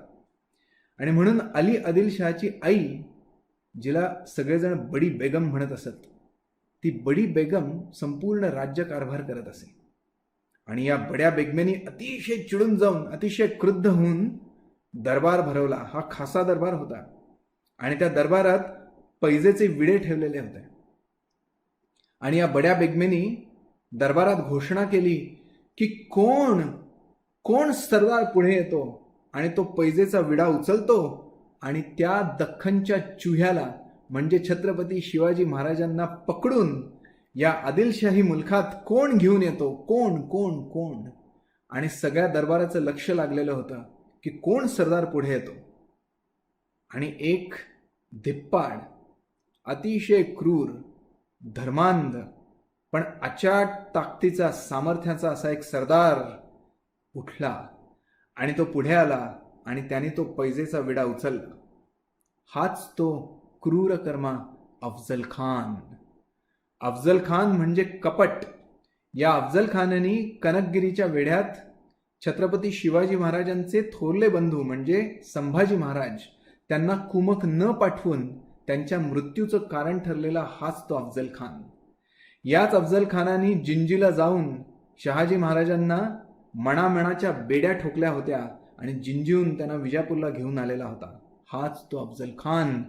आणि त्याच अफजल खानाने चढे घोडियानिशी शिवाजीला पकडून घेऊन येतो अशी विजापूरच्या दरबारात दरपोक्ती केली. विजापूरच्या त्या दरबारात खानाने पैजेचा विडा उचलला आणि खान स्वराज्यावर चाल करून येणार हे आता निश्चित झालं. आणि ही बातमी समर्थांपर्यंत पोचली आणि समर्थांनी छत्रपती शिवाजी महाराजांकडे एक फार सुंदर पत्र पाठवून दिलं. या पत्राची अधिकृतता फार नसली तरी पत्र फार रंजक आहे म्हणून मुद्दाम आपल्याला सांगतो. त्यात समर्थांनी असा संदेश पाठवलेला होता की विवेके करावे कार्य साधन, जाणार नरतनु हे जाणोन. बघा समर्थ काय लिहितात. विवेके करावे कार्य साधन, जाणार नरतनु हे जाणोन. पुढील भविष्यार्थी मन रहाटोची नये. चालो नये असन्मार्गी, सत्यता बाणविता अंगी. रघुवीर कृपाते प्रसंगी, दास महात्म्य वाढवी. रजनीनाथ आणि दिवाकर, नित्य नेमे करीती संचार. घालताती येरझार, लाविले भ्रमण जगदीशे. आदिमाया मूळ भवानी, हेची जगताची स्वामिनी. एकांती विवेके धरुनी इष्ट योजना करावी. म्हणजे आदिमाया मूळ भवानी हेची जगताची स्वामिनी इथपर्यंत हे पत्र आध्यात्मिक होतं. आणि पुढे जाऊन समर्थ काय लिहितात तर एकांती विवेके धरुनी इष्ट योजना करावी. आणि मग मात्र महाराज गंभीरपणे त्या पत्राकडे बघू लागले आणि थोड्याच वेळात त्यांच्या मुद्रेवर स्मितरेषा उमटली. कारण समर्थांनी जो गुप्त संदेश पाठवलेला होता तो महाराजांना बरोबर उमगला. या प्रत्येक ओळीतलं पहिलं अक्षर जर आपण घेतलं तर त्यापासून एक वेगळी ओळ तयार होते. बघा, विवेके करावे कार्य साधन, वि. जाणार नरतनु हे जाणून, ज्या. पुढील भविष्यार्थी मन, पु. रहाटोची नये, र. विजापूर म्हणजे आदिलशाही बद्दलचा काहीतरी संदेश असणार. चालो नये असन्मार्गी, चा. विजापूरचा. विजापूरचा काय?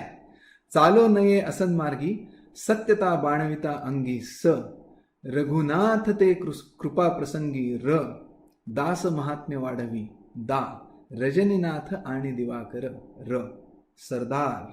विजापूरचा सरदार. विजापूरचा सरदार काय? रजनीनाथ आणि दिवाकर.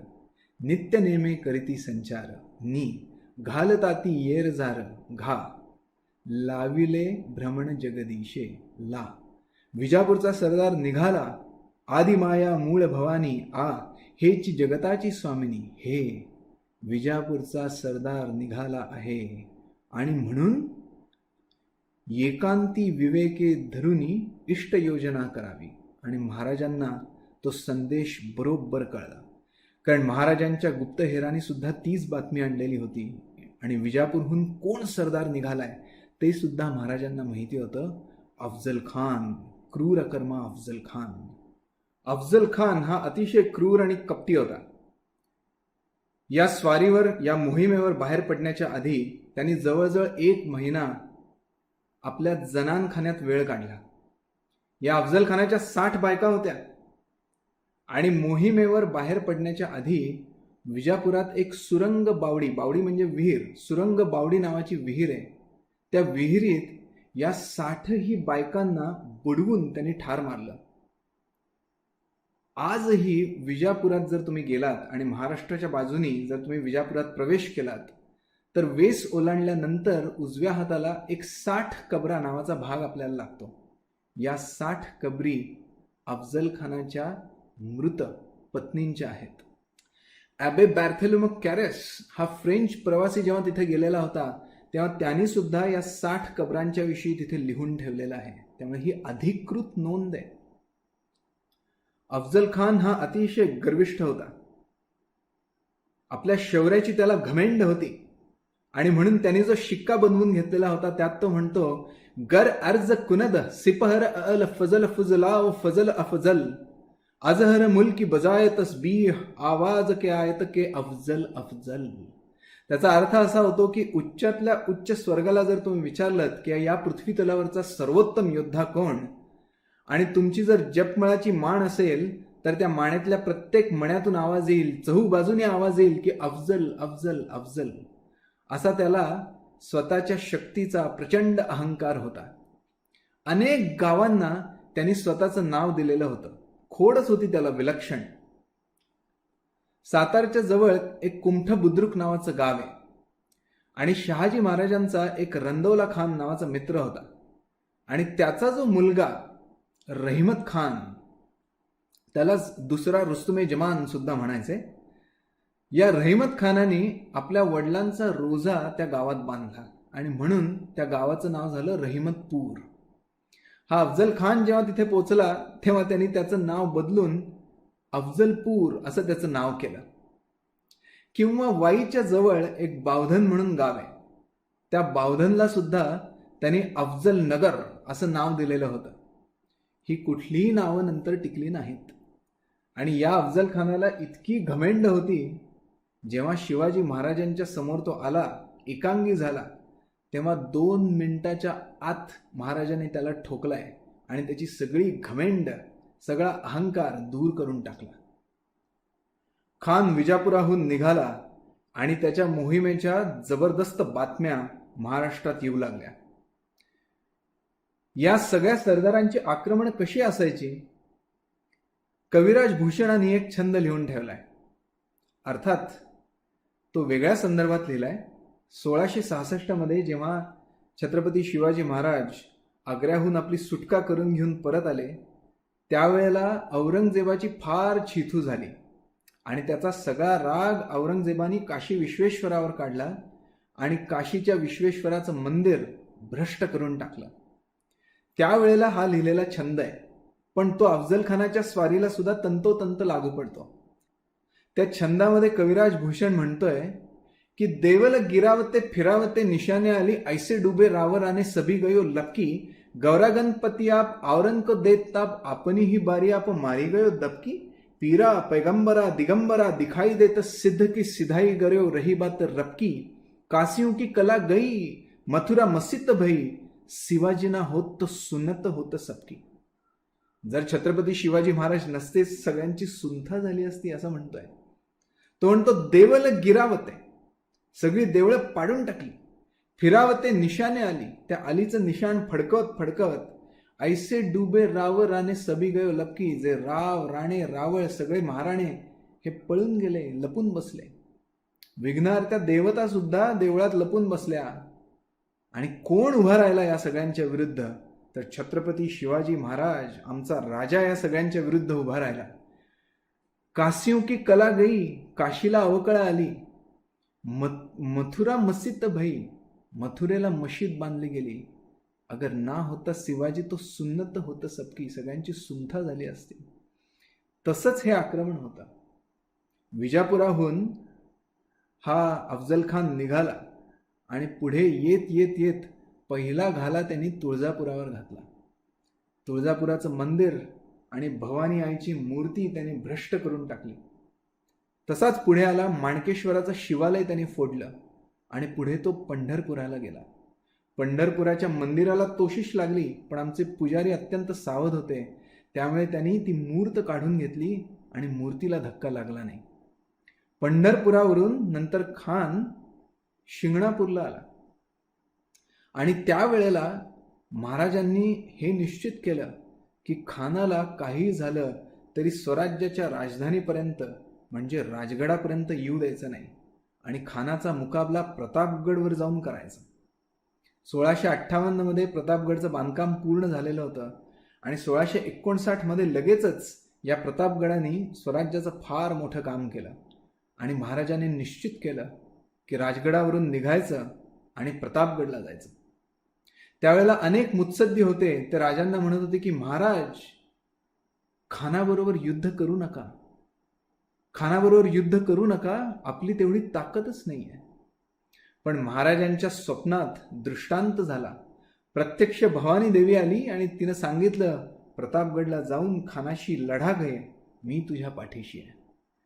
1659च्या जुलै महिन्यामध्ये धो धो पाऊस पडत असताना महाराजांनी राजगडावरून प्रतापगडावर यायचं हे निश्चित केलं. त्यावेळेला सईबाई साहेब मृत्यूशय्येवर होत्या. पण जे व्रतस्थ असतात ते वैयक्तिक सुखदुःखाचा त्याग करून मोठं कार्य हाती घेत असतात. व्यष्टीकडून समष्टीकडे, समष्टीकडून परमेष्टीकडे त्यांना झेप घ्यावीच लागते. आणि सांत्वन या आपल्या पत्रात स्वातंत्र्यवीर सावरकरांनी म्हटल्याप्रमाणे, महत्कार्याचे कंकण धरिले, आता महत्तमत्व पाहिजे बाणिले. मोठ्या लोकांना नेहमी मोठाच विचार करायला लागतो.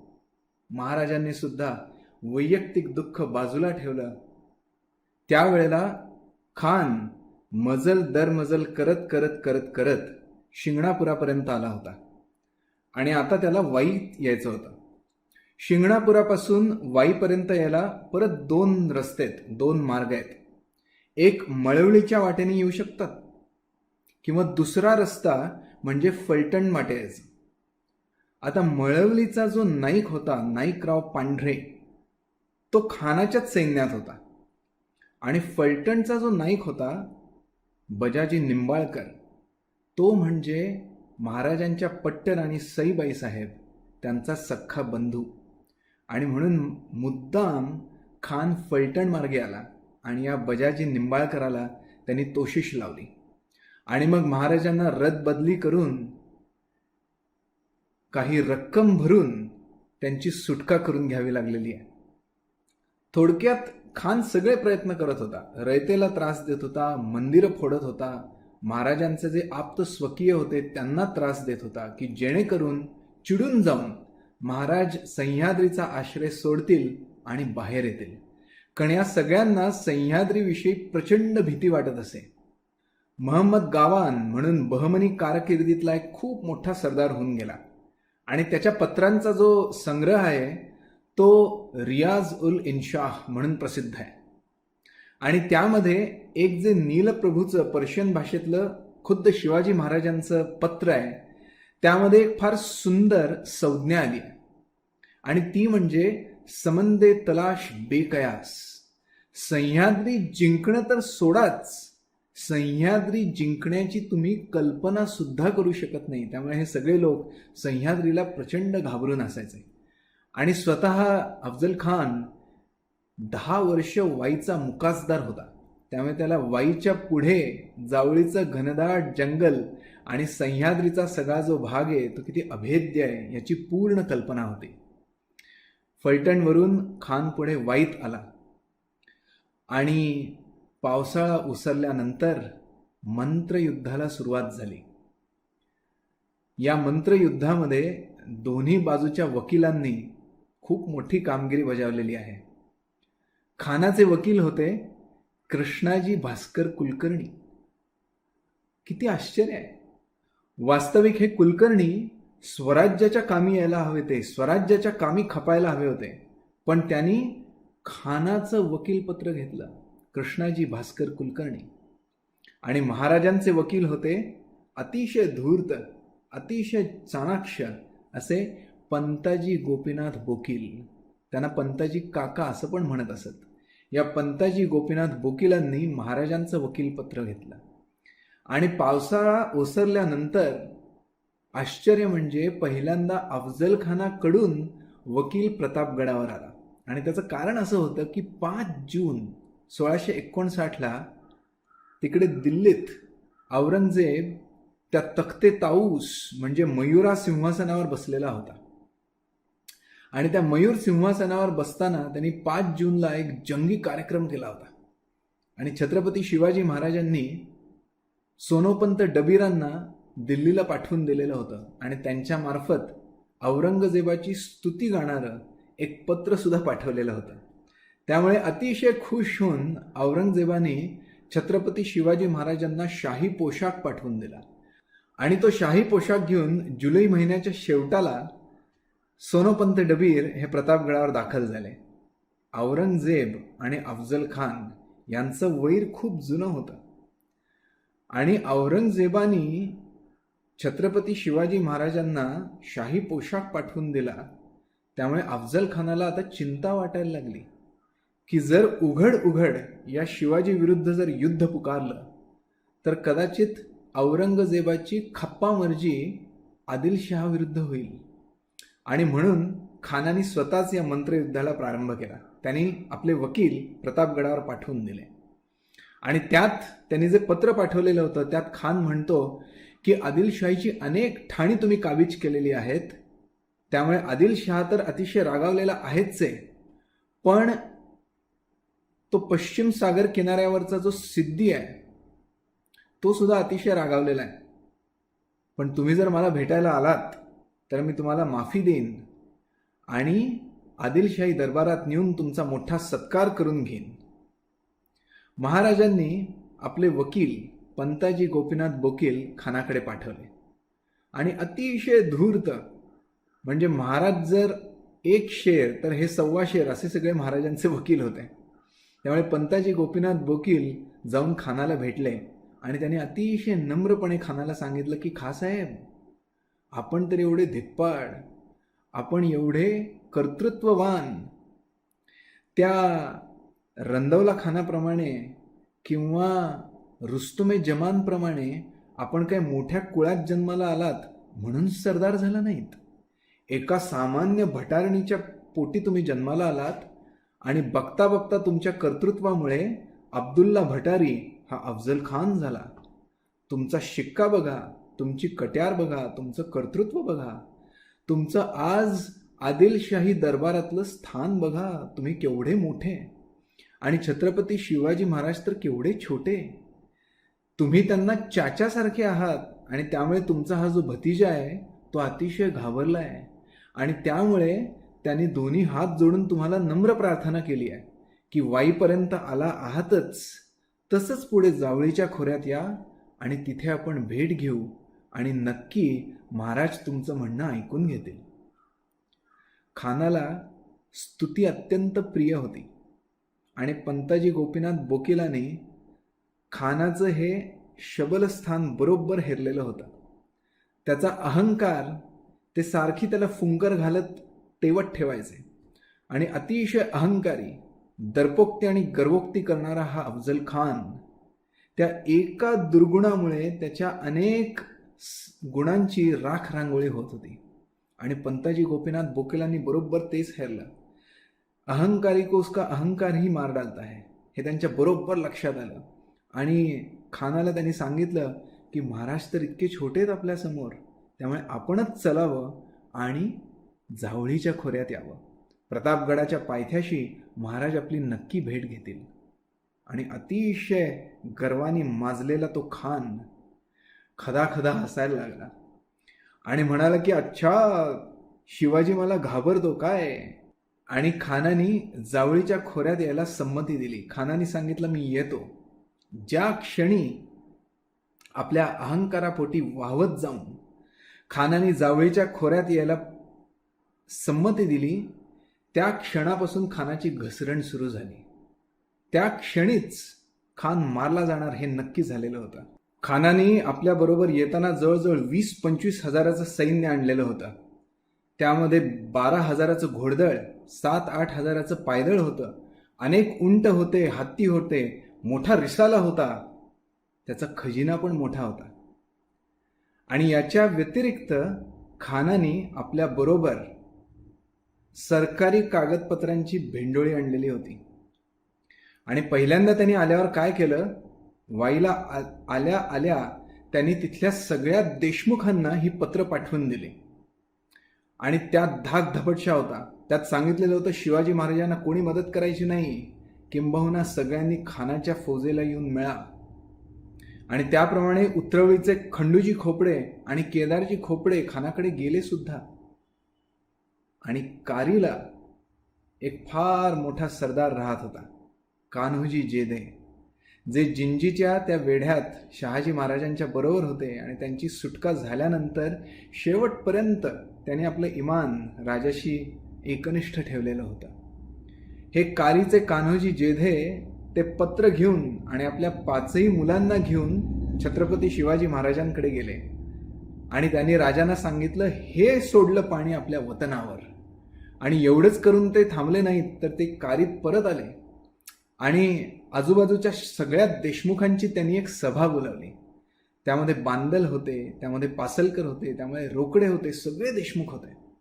आणि त्यांनी समजावून सांगितलं की आपला राजा स्वराज्य निर्माण करतोय, आपल्या सगळ्यांचं इमान आपल्या राजाच्या पायापाशी असलं पाहिजे. आणि सगळ्या देशमुखांना ते पटलं. कान्होजी जेध्यांचं वजनच तेवढं होतं. आणि ही एक खूप मोठी गोष्ट कान्होजी जेधेंनी स्वराज्याच्यासाठी करून दाखवली. खान आपली 20-25 हजाराची फौज घेऊन वाईपर्यंत आलेलाच होता आणि पंताजी गोपीनाथ बोकीलांच्या वकिलीला यश आलं. खानाने ठरवलं की आपण जावळीच्या खोऱ्यात जायचं. आणि त्यांनी आपल्या फौजेपैकी 20-25 हजाराची फौज त्यांनी आणलेली होती आणि खंडोजी खोपड्यांसारखे जे देशमुख त्यांना जाऊन मिळालेले होते त्यांची एक 4-5 हजाराची फौज होती. अशी आता खानाची ताकद जवळजवळ 30,000 इतकी झालेली होती. त्यापैकी निवडक 10,000 लोक घेऊन खान वाईपासून निघाला आणि तो पसरणीच्या घाटाने पाचगणीपर्यंत आला. आणि नंतर तायघाट म्हणून एक घाट आहे, तो घाट ओलांडून खान जावळीच्या खोऱ्यात आला. जावळीच्या खोऱ्यात खानाचा मुक्काम, प्रत्यक्ष जे जावळीचं खोरं आहे त्याच्या दक्षिणेला पार घाट आहे आणि त्याच्या खाली संपूर्ण कोयनेचं खोरं आहे. त्यामुळे त्याला कोयना पार असं म्हणतात. आणि या कोयना पाराच्या परिसरात या खानाचा संपूर्ण मुक्काम पडलेला होता. आणि त्यांनी त्याची एक छोटी तुकडी, या 10,000पैकी काही निवडक 2,000 माणसं त्यांनी प्रत्यक्ष जावळीत जाऊन ठेवलेली होती. त्यामुळे खानाचे जवळजवळ 20,000चं सैन्य वाईत होतं, 8,000 हे त्या कोयनापारात होतं आणि 2,000 हे जवळजवळ आता त्या जावळीच्या खोऱ्यात होतं. आणि भेटीचा दिवस नक्की झाला. दोन्ही वकील आपापले वकिली डावपेच लढवत होते आणि एक एक गोष्ट निश्चित होत होती. भेटीचा सगळा तपशील निश्चित करण्यात आला आणि कवींद्र परमानंद गोविंद नेवास्कर यांनी जे शिवभारत नावाचं काव्य लिहिलंय त्यामध्ये आपल्याला हा सगळा तपशील बघायला मिळतो. किंवा साकी मुस्तैद खान म्हणून औरंगजेबाच्या दरबारी त्याचा जो अधिकृत लेखनिक होता त्यांनी मासिरे आलमगिरी नावाचा ग्रंथ लिहिलाय. त्यामध्ये सुद्धा आपल्याला ह्या सगळ्या तपशिलाचा बारकाईने अभ्यास करायला मिळतो. आणि या भेटीचा तपशील ठरला. ही भेट सशस्त्र असेल. या भेटीमध्ये दोघांच्या बरोबर आपापले वकील आणि निवडक 10 अंगरक्षक असतील. ही भेट प्रतापगडाच्या पायथ्याशी जो पालखीचा मळा आहे तिथे एक शामियाना उभारला जाईल आणि तिथं ही भेट होईल. आणि हे 10च्या 10 अंगरक्षक त्या शामियान्यापासून एका बाणाच्या अंतरावर थांबतील आणि शामियान्यात फक्त खान आणि महाराज आणि त्यांचे वकील एवढेच लोक असतील. भेटीचा दिवस सुद्धा निश्चित करण्यात आला. मार्गशीर्ष शुद्ध सप्तमी, गुरुवार 10 नोव्हेंबर 1659 या दिवशी भेट होणार हे निश्चित करण्यात आलं. प्रत्यक्ष भेटीच्या आदल्या दिवशी खाली खानाच्या गोटात आणि वरती प्रतापगडावर महाराजांच्या गोटात अगदी विरुद्ध वातावरण होतं. कारण पंताजी गोपीनाथ बोकीलांनी पेरणीच तशी करून ठेवलेली होती. खानाच्या गोटात सगळ्यांना खात्री होती की दुसऱ्या दिवशी भेट होणार आणि खान छत्रपती शिवाजी महाराजांना कैद करून घेऊन येणार आणि त्यानंतर आदिलशाही दरबारात त्यांना उभं करणार. त्यामुळे सगळेजण नाच गाणी आणि ऐशो आराम करण्यात मशगूल होते. आणि वरती प्रतापगडावर सगळे मुत्सद्दी महाराजांच्या भोवती जमलेले होते. आणि त्यांमध्ये एक बंककर नावाचे सरदार होते आणि त्यांनी महाराजांना आठवण करून दिली की महाराज, या अफजल खानाने मागे शिरेपट्टणचा जो राजा कस्तुरी रंगन त्याला असंच भेटीचं आमंत्रण दिलं होतं आणि दगाफटका केला आणि त्याला ठार मारलेला होता. तेव्हा हा खान बहुत कपटी आहे म्हणून अंगास सील करणे याचा अर्थ अंगात चिलखत घाला. आणि महाराजांनी त्याला मान्यता दिली. आणि 10 नोव्हेंबर 1659 प्रत्यक्ष भेटीचा दिवस उजाडला. उजाडता गुरुवार आणि सूर्यदेवता आपल्या रथाचे 7ही अश्व उधळत उधळत महाबळेश्वराच्या माथ्यावर आले. महाराजांनी स्नान आणि पूजाविधी आटोपले. तो दिवस चंपाषष्ठीचा होता आणि महाराजांनी खानाची षष्ठी करायचंच ठरवलेलं होतं. महाराजांनी अत्यल्प भोजन केलं. प्रत्यक्ष भेटीची वेळ दुपारची 2 वाजताची होती. सकाळी 11 वाजताच पंताजी गोपीनाथ बोकील गड उतरून खानाच्या गोटापर्यंत गेले. कारण खान आयत्या वेळेला काही गडबड करत नाही ना, हे बघणं सुद्धा आवश्यक होतं. आणि पंताजी खानाच्या गोटात गेले आणि त्यांना धक्काच बसला. ठरलं काय होतं की खानाने आपल्याबरोबर फक्त 10 अंगरक्षक आणि वकिलाला घ्यायचं. आणि पंताजी जाऊन बघतात तो काय, खानाच्या गोटात जवळजवळ 1500 हशम छोट्या बंदुका घेऊन तयार होते. 1500. पण पंताजी काका अतिशय धूर्त वकील होते. ते म्हणाले काही हरकत नाही. आणि खान आला आणि पंताजींना म्हणाला की चला. आणि हे सगळे लोक प्रतापगडाच्या दिशेने जायला लागले. आणि जाताना मध्ये जनीचा टेंबा नावाची एक जागा आहे. आणि त्या जनीच्या टेंब्यापर्यंत गेल्यानंतर पंताजी हळूच खानाला म्हणाले की खा साहेब, इथून पुढे गडावरून सगळं दिसतं, त्यामुळे तुमचे हे जे 1500 हशम आहेत त्यांना इथंच ठेवा. जर गडावरून राजांनी पाहिलं की तुम्ही 1500 हशम घेऊन आलेला आहात तर राजे घाबरतील आणि गडावरून खाली येणारच नाहीत. भेट होणार नाही म्हणल्यावर खानाचा नाईलाज झाला. कारण छत्रपती शिवाजी महाराजांची भेट घ्यायला तो अतिशय आतुर झालेला होता.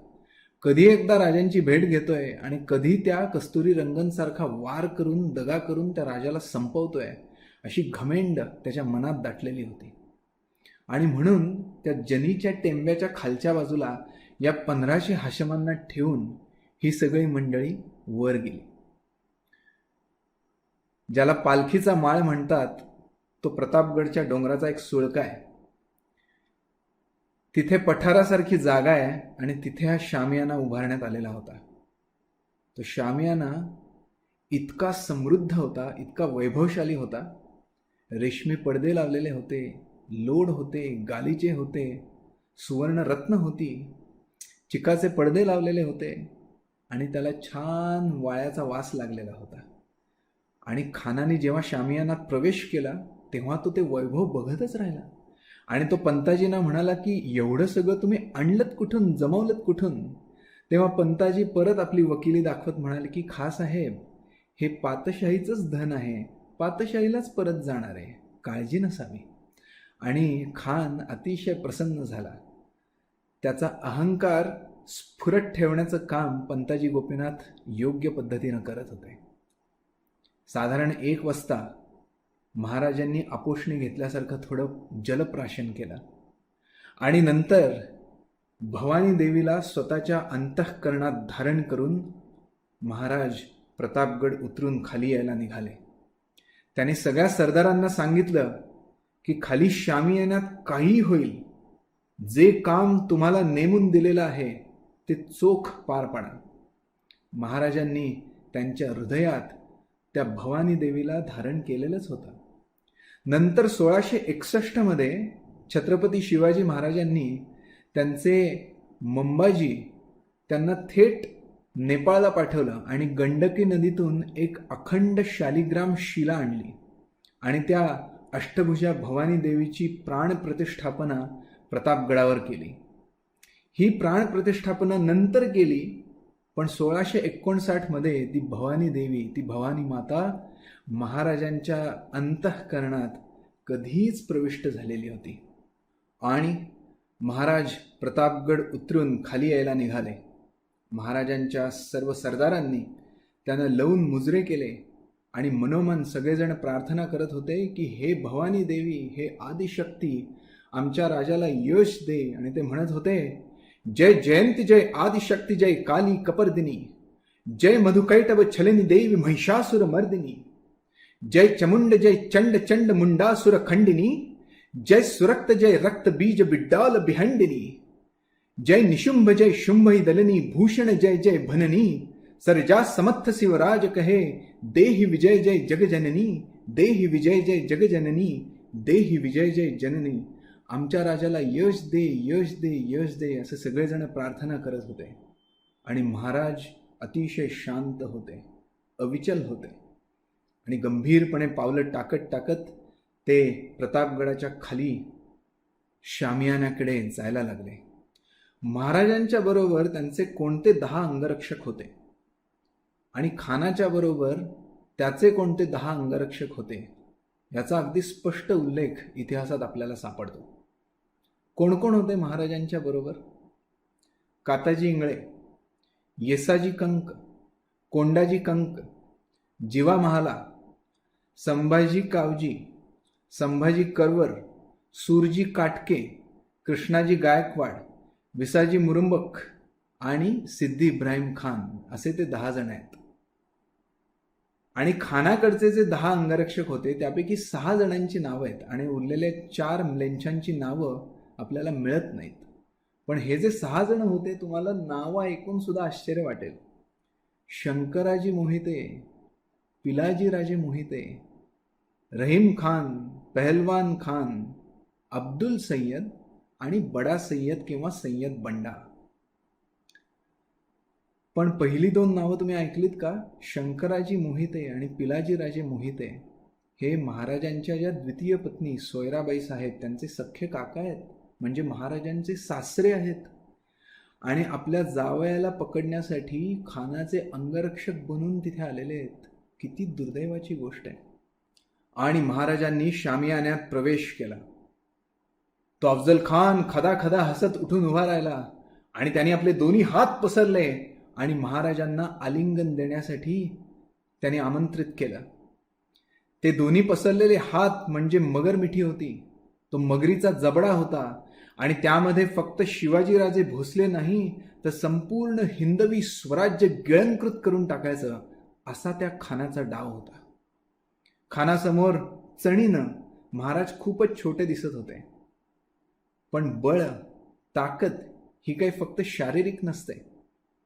तुम्ही कदाचित ऐकलं असेल की नेपोलियन बोनापार्ट हा चणीनं खूप छोटा होता. 5-5.5 फुटाची फक्त उंची होती. पण त्या ड्यूक ऑफ वेलिंग्टनने लिहून ठेवलंय की the existence of Napoleon on the battlefield alone was equivalent to 50,000 troops. त्यामुळे खरं बळ हे तुमच्या हृदयात असायला लागतं. आणि महाराजांच्या हृदयात तर प्रत्यक्ष भवानी देवीच संस्थापित होती. महाराज जसे जवळ आले तसं खानाने पटकन महाराजांची मान आपल्या डाव्या बगलेत दाबून धरली आणि खंजीर काढून मागून महाराजांच्यावर वार केला. पण महाराजांनी चिलखत घातला असल्यामुळे फक्त बाहेरचा अंगरखा टर टर करत फाटला. महाराजांना कुठलीही इजा झाली नाही. आणि अतिशय त्वेषाने, अतिशय पटकन प्रसंगावधान राखून महाराजांनी आपली वाघनखं काढली आणि तशीच ती खानाच्या पोटात मारली. वाघनखं ही अशी असतात की त्याला उलटे दाते असतात आणि एकदा ती पोटात गेली की बाहेर येताना सगळा कोथळा घेऊनच बाहेर येतात. आणि महाराजांनी ती अतिशय ताकदीनं खानाच्या पोटात मारली आणि तेवढ्याच ताकदीनं ती बाहेर खेचली आणि खानाचा कोथळा काढला. एक कहे कल्पद्रुम इमि पूरत है सब कीचित चाहे, एक कहे अवतार मनोज की योतन में अति सुंदरता है, भूषण एक कहे मही इंदुयो राज बिराजत बाढ़्यो महा है, एक कहे नरसिंह है संगर, एक कहे नरसिंह शिवा है. आणि त्या जावळीच्या खोऱ्यात छत्रपती शिवाजी महाराजांच्या रूपाने खरोखर नृसिंह प्रगट झालेला होता. जसं हिरण्यकश्यपूची आतडी त्या नृसिंहाने फाडून काढली तसाच या खानाचा कोथळा छत्रपती शिवाजी महाराजांनी काढला. आता इथे एक महत्वाचा प्रश्न निर्माण होतो की महाराजांनी कुठल्या हत्याराने खानाचा कोथळा बाहेर काढला. आणि इतिहास हा संदर्भ साधनांवर आधारित असला पाहिजे. कारण इतिहास म्हणजे इति अधिक ह अधिक अस, म्हणजे हे असे घडले. आणि जर या घटनेच्या बाबतीत आपण संदर्भ ग्रंथ पाहिले तर सगळ्यात अधिकृत आणि विश्वासार्ह असा संदर्भ ग्रंथ म्हणजे कवींद्र परमानंदांनी लिहिलेलं शिवभारत. त्याचं कारण कवींद्र परमानंद हे प्रत्यक्ष छत्रपती शिवाजी महाराजांच्या आज्ञेवरून हा ग्रंथ लिहायला उद्युक्त झालेले आहेत. त्यामुळे या ग्रंथातील प्रत्येक श्लोक छत्रपतींनी स्वतः वाचला असला पाहिजे. आणि या ग्रंथाच्या 21व्या अध्यायात 39 आणि 40व्या श्लोकात कवींद्र परमानंद काय म्हणतात बघा. 39व्या श्लोकाचा उत्तरार्ध त्यात कवींद्र म्हणतात, शिवहा कृपाणिका ग्रेव कुक्षावेव तमस्पृशत. आणि 40व्या श्लोकाच्या उत्तरार्धात कवींद्र आपल्याला सांगतात की आकृष्यांत्राणी सर्वाणी सा कृपाणी विनिर्गता. त्यामुळे कृपाण असा शब्द वापरलाय. कृपाण याचा अर्थ तलवार. त्यामुळे प्रत्यक्ष तलवार त्या खानाच्या पोटात मारली आणि त्याची आतडी बाहेर काढली असा त्याचा अर्थ होतो. जर कृष्णाजी अनंत सभासदांची बखर आपण वाचलीत तर त्यामध्ये बिचवा आणि वाघनख असे शब्द आलेले आहेत. पण कृष्णाजी अनंतांची ही बखर ही महाराजांच्या स्वर्गारोहणाच्या नंतर 16-17 वर्षांनी लिहिलेली आहे. त्यामुळे अधिक विश्वासार्ह कवींद्र परमानंदांचा शिवभारतच आहे. इतर ग्रंथांमध्ये आपल्याला असित म्हणजे सुद्धा तलवारच, किंवा कट्यार, बिचवा, वाघनख हे सगळे शब्द वाचायला मिळतात. पण कवींद्राने मात्र तलवारीनं महाराजांनी खानाचा कोथळा काढला असं स्पष्ट लिहिलेलं आहे. त्यामुळे कुठलं हत्यार वापरलं या बाबतीत सर्व ग्रंथांमध्ये थोडीशी मतमतांतर आहेत. असं जरी असलं तरी महाराजांनी स्वतः खानाची भेट घेतली आणि एकांगी करून त्याला परास्त केलंय या बाबतीत मात्र सगळ्यांचं एकमत आहे. आणि खानाच्या पोटातून अक्षरशः रक्ताचा लोंढा बाहेर पडला, त्याची आतडी बाहेर पडली आणि दगा दगा लहू लहू दुश्मन ने मुझे कत्ल किया असं ओरडत तो शामियान्याच्या बाहेर आला. आणि तिथे बडा सय्यद होता, तो पटकन शामियान्यात आला आणि त्यांनी महाराजांवर घाव घालण्याचा प्रयत्न केलाय. पण जीवा महाला होता जीवा म्हणून वाचला शिवा अशी म्हणे. जीवा महाला पुढे आला, त्यांनी वरचेवरच तो घाव अडवला आणि सय्यद बंडाचा हात कलम केलाय. आणि नंतर महाराजांचे सर्व अंगरक्षक आणि खानाचे सर्व अंगरक्षक यांच्यात झांबडाझांबड झाली. तुम्हाला ऐकून सुद्धा आश्चर्य वाटेल की खानाचा एकही अंगरक्षक वाचला नाही आणि महाराजांच्या एकाही अंगरक्षकाला थोडी सुद्धा इजा झाली नाही. तो खान तसाच भेलकांडत आपल्या पालखीत जाऊन बसला आणि भोयट्यांनी पालखी पळवायला सुरुवात केली. हे जेव्हा संभाजी कावजीने पाहिलं तेव्हा तो पळत गेलाय आणि त्यांनी त्या भोयट्यांचे पाय छाटून टाकले आणि नंतर त्या पालखीतून खानाला बाहेर खेचलाय आणि त्याचं मस्तक धडावेगळं केलेलं आहे. भैरव तांडव, रुद्र तांडव असं त्याचं रूप त्यावेळेला दिसत असलं पाहिजे. संभाजी कावजींनी त्या भोयट्यांचे पाय छाटून टाकले ही घटना जरी छोटी वाटत असली तरी ती सुद्धा किती महत्वपूर्ण आहे बघा. या भोयट्यांपैकी एखादा जरी त्या जनीच्या टेंब्यापर्यंत पोचला असता आणि खाली 1500 हशम जे उभे होते त्यांना जर त्यांनी सावध केलं असतं तर या सगळ्यांच्या हातात बंदुका होत्या आणि आपला राजा आणि त्याचे 10 अंगरक्षक हे अजून गडावर सुखरूप परत गेलेले नव्हते. कदाचित तिथेच युद्धाला तोंड फुटलं असतं. आणि त्यामुळे ही छोटी वाटणारी घटना सुद्धा किती महत्वपूर्ण आहे. आपण जसा अभ्यास करत जातो तसं आपल्याला हे लक्षात येत जातं. महाराज गडावर पोचल्या क्षणी तोफा धडाडायला लागल्या आणि महाराजांच्या सैन्याला हा पक्का इशारत होती. त्यांना माहिती होतं की याचा अर्थ काय. याचा अर्थ खानाच्या सैन्यावर तुटून पडायचं. आणि खानाच्या सैन्याला मात्र वाटत होतं की वा वा वा वा, शिवाजीराजे तोफांची सलामी खासाहेबांना देत आहेत म्हणून ते तसेच बेसावत राहिले, तसेच नाच गाण्यामध्ये मशगूल राहिले. योजना परिपूर्ण असेल तरच युद्ध जिंकली जातात आणि महाराजांनी काय सुरेख योजना केलेली होती बघा. आता खानाचं सैन्य कुठे कुठे होतं. खानाचा मुख्य तळ हा वाईला होता. तिथून पुढे तो जेव्हा जावळीत आला तेव्हा त्याच्या सैन्याचे परत 2 गट पडले. एक कोयनापार तिथं होता आणि दुसरा त्याचा गट मुख्य जावळीतच होता. आणि भेटीला निघताना जे 1500 बंदूकधारी हशम होते ते त्या जनीच्या टेंब्याच्या खालच्या बाजूला होते. आता महाराजांनी काय विलक्षण योजना करून ठेवलेली होती बघा. कोंडाजी फर्जन आणि त्याची सगळी माणसं ही प्रतापगडाच्या पायथ्याशीच दबा धरून बसलेली होती आणि जेव्हा तोफांचे बार निघाले, इशारत झाली, तेव्हा हे जनीच्या टेंब्याच्या खाली जे 1500 हाशम उभे होते त्यांच्यावर अकस्मात हल्ला झाला. कुठून कुठून झाला? या जनीच्या टेंब्याच्या दक्षिण बाजूला तर तो कुमठ्याचा ओढाच आहे, त्यामुळे तिथे तर पळून जायला कुठे मार्गच नव्हता. पण उरलेले जे तीनही मार्ग आहेत त्या तीनही बाजूंनी या लोकांवर अचानक हल्ला झाला. वरच्या बाजूनी म्हणजे गडाच्या बाजूनी कोंडाजी फर्जंद आणि त्याची फौज आली. या कोंडाजी फर्जंदच्या बरोबरच अण्णाजी म्हणजे अणाजी रंगनाथ हे सुद्धा होते.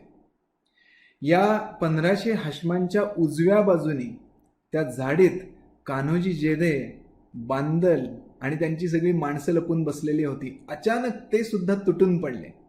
आणि डाव्या बाजूनी हैबतराव शिळमकर आणि त्यांची माणसं दबा धरून बसलेली होती. आणि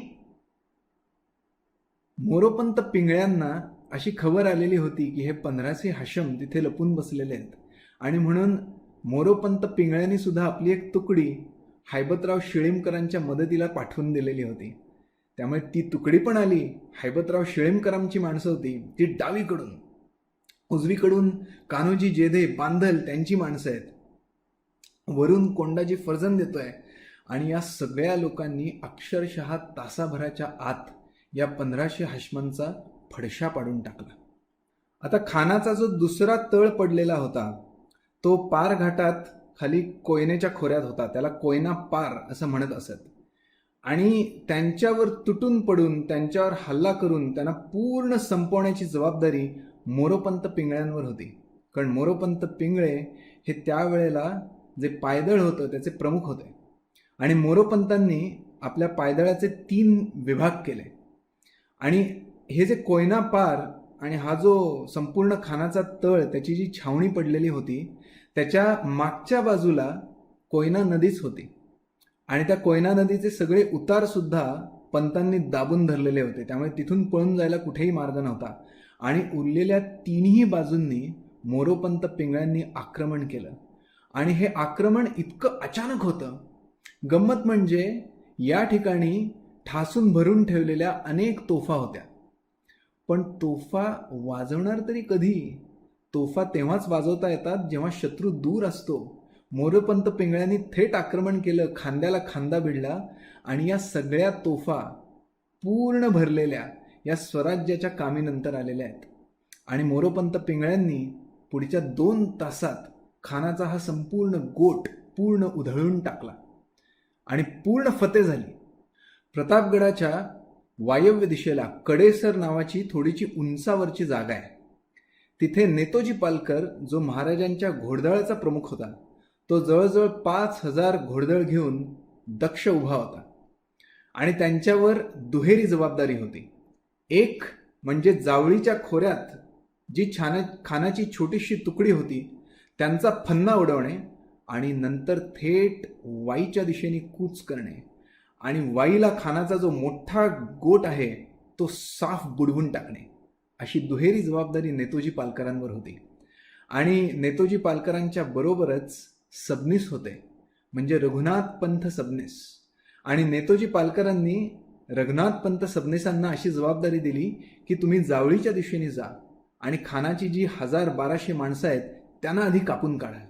आणि सबनीस या खानाच्या जावळीच्या छोट्याशा गोटावर असे तुटून पडलेले आहेत की अर्ध्या तासाच्या आत ही सगळी खानाची माणसं यमसदनास पाठवली. आणि इकडे कडेसरावरून नेतोजी पालकर दौडत दौडत निघाले. पहिल्यांदा ते पाचगणीत आले आणि पाचगणीपासून वाईपर्यंत जो तायघाट आहे त्याच्या समांतरच अजून एक घाट आहे. त्या घाटाचं नाव आहे बोचेघोळ. आपली मराठी भाषा इतकी विलक्षण आहे आणि आपली माणसं सुद्धा इतकी भारी आहेत. बूट टेकत टेकतच त्या घाटातून जावं लागतं, इतकी घसरण आहे. आणि म्हणून त्या घाटाचं नाव आहे बोचेघोळ. आणि बाबाजी भोसल्यांची तिथे नियुक्ती केली होती. कशा करता? तर जावळीच्या खोऱ्यातून खानाचा एखादा माणूस जर पळत सुटला तर तो वाईपर्यंत जायचा प्रयत्न करेल आणि वाईचा जो खानाचा गोट आहे तो सावध होईल. त्यामुळे त्याला तिथेच ठेचायचं. ही जबाबदारी बाबाजी भोसल्यांवर होती. त्यामुळे पहिल्यांदा दौडत दौडत नेतोजी पालकर या बोचेघोळीच्या घाटात आले आणि तिथे त्यांनी भोसल्यांना विचारलं की खानाचा एखादा माणूस तर इथे आलाय का. त्यांनी नाही म्हणून सांगितल्यावर नेतोजी पालकरांची खात्री पटली की वाईचा खानाचा जो गोट आहे तो बेसावध असणार आणि मुद्दाम तो दिवस गुरुवारचा निवडलेला होता. म्लेंछ लोकांच्यात गुरुवारचा दिवस हा गाणी बजावणी करण्याचा, नाच तमाशा करण्याचा असाच असतो. एखाद्या पीराला बोलवावं, त्याची पूजा करावी आणि नंतर नाच गाणी करावीत याच्याकरताच गुरुवारचा दिवस राखून ठेवलेला असतो. आणि खानाच्या वाईच्या गोटात बरोबर तेच घडत होतं. आणि नेतोजी पालकर ज्यांना प्रति शिवाजी म्हणायचे, त्यांचा दरारा, त्यांचा वेग अक्षरशः विजेसारखे ते खानाच्या गोटावर कोसळले आणि बेसावध असलेल्या खानाच्या गोटाला त्यांनी पुरता बुडवून टाकला. या धुमश्चक्रीत खानाचा जो मुलगा होता फाजल खान, तो मात्र नेतोजींच्या हाती काही लागला नाही. कारण प्रतापराव मोरे त्या फाजल खानाला घेऊन पळाले आणि खाली कांदाट नदी, कांदाट खोरं जे होतं त्यातनं ते पळून गेले. नेतोजींनी त्यांचा खूप पाठलाग केला आणि कदाचित अजून काही मैल नेतोजी गेले असते तर त्यांना पकडून परत घेऊन आले असते. पण नेतोजींना वाईला परत जाऊन तिथली व्यवस्था पण लावायची होती. त्यामुळे नेतोजी परत फिरले, वाईला आले. खानाचा गोट पूर्ण उधळला गेला. आपण आता 2 गोष्टी पाहिल्या, प्रतापगडचं युद्ध का झालं आणि कसं झालं. आता आपण तिसरा टप्पा बघूया की प्रतापगडच्या युद्धाच्या नंतर काय झालं. महाराज जेव्हा राजगडाहून प्रतापगडावर यायला निघाले होते त्यावेळेला धन्य तो पुत्र आणि धन्य त्याची आई जिजाऊ आऊसाहेबांनी छत्रपती शिवाजी महाराजांना आशीर्वाद दिला होता आणि आशीर्वाद देऊन सांगितलं होतं की संभाजीचे उसने घेणे. संभाजी राजांना कपट करून या अफजल खानाने कनकगिरीच्या वेढ्यात ठार मारलेलं होतं, त्याचा प्रतिशोध घे. आणि जेव्हा खान ठार झाला त्यानंतर महाराजांना असं वाटलं नसेल का की धावत धावत राजगडावर जावं आणि पहिल्यांदा ही बातमी मातोश्रींना सांगावी, त्यांच्याकडून थोडकं कौतुक करून घ्यावं. पण परत महत्कार्याचे कंकण धरिले, आता महत्तमत्व पाहिजे बाणिले. महाराजांना याची पूर्ण जाणीव होती की खान ठार झाल्यानंतर पुढच्या काही दिवसात अधिकाधिक मुलूक मारला पाहिजे आणि तो स्वराज्यात जोडला पाहिजे. महाराजांनी जिथे तो शामियाना उभारला होता त्याच्या थोड्या उत्तर दिशेला बडा सय्यद आणि अफजल खान यांना पुरलं आणि इस्लाम धर्माच्या अनुसार त्यांची कबर तिथे बांधली.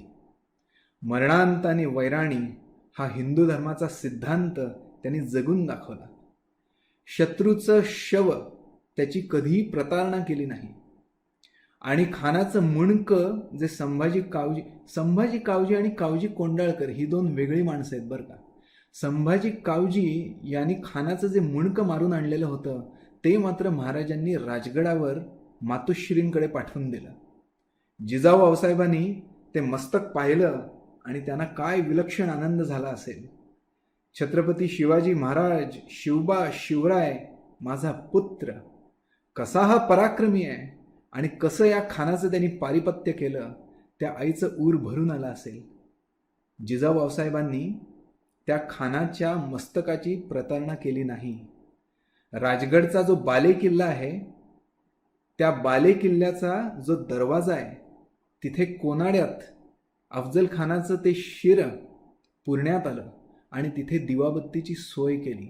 मरणांताने वैराणी हा हिंदू धर्माचा इतका मोठा सिद्धांत आईनी आणि तिच्या सुपुत्रांनी दोघांनीही मूर्तिमंत आचरून दाखवलेला आहे. आणि मग मध्यरात्रीच्या सुमारास महाराज प्रतापगडावरनं खाली आलेत आणि ते वाईला पोचले.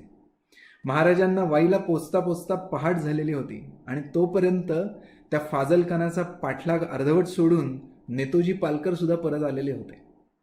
आणि इथून पुढे छत्रपती शिवाजी महाराजांनी काय केलं बघा.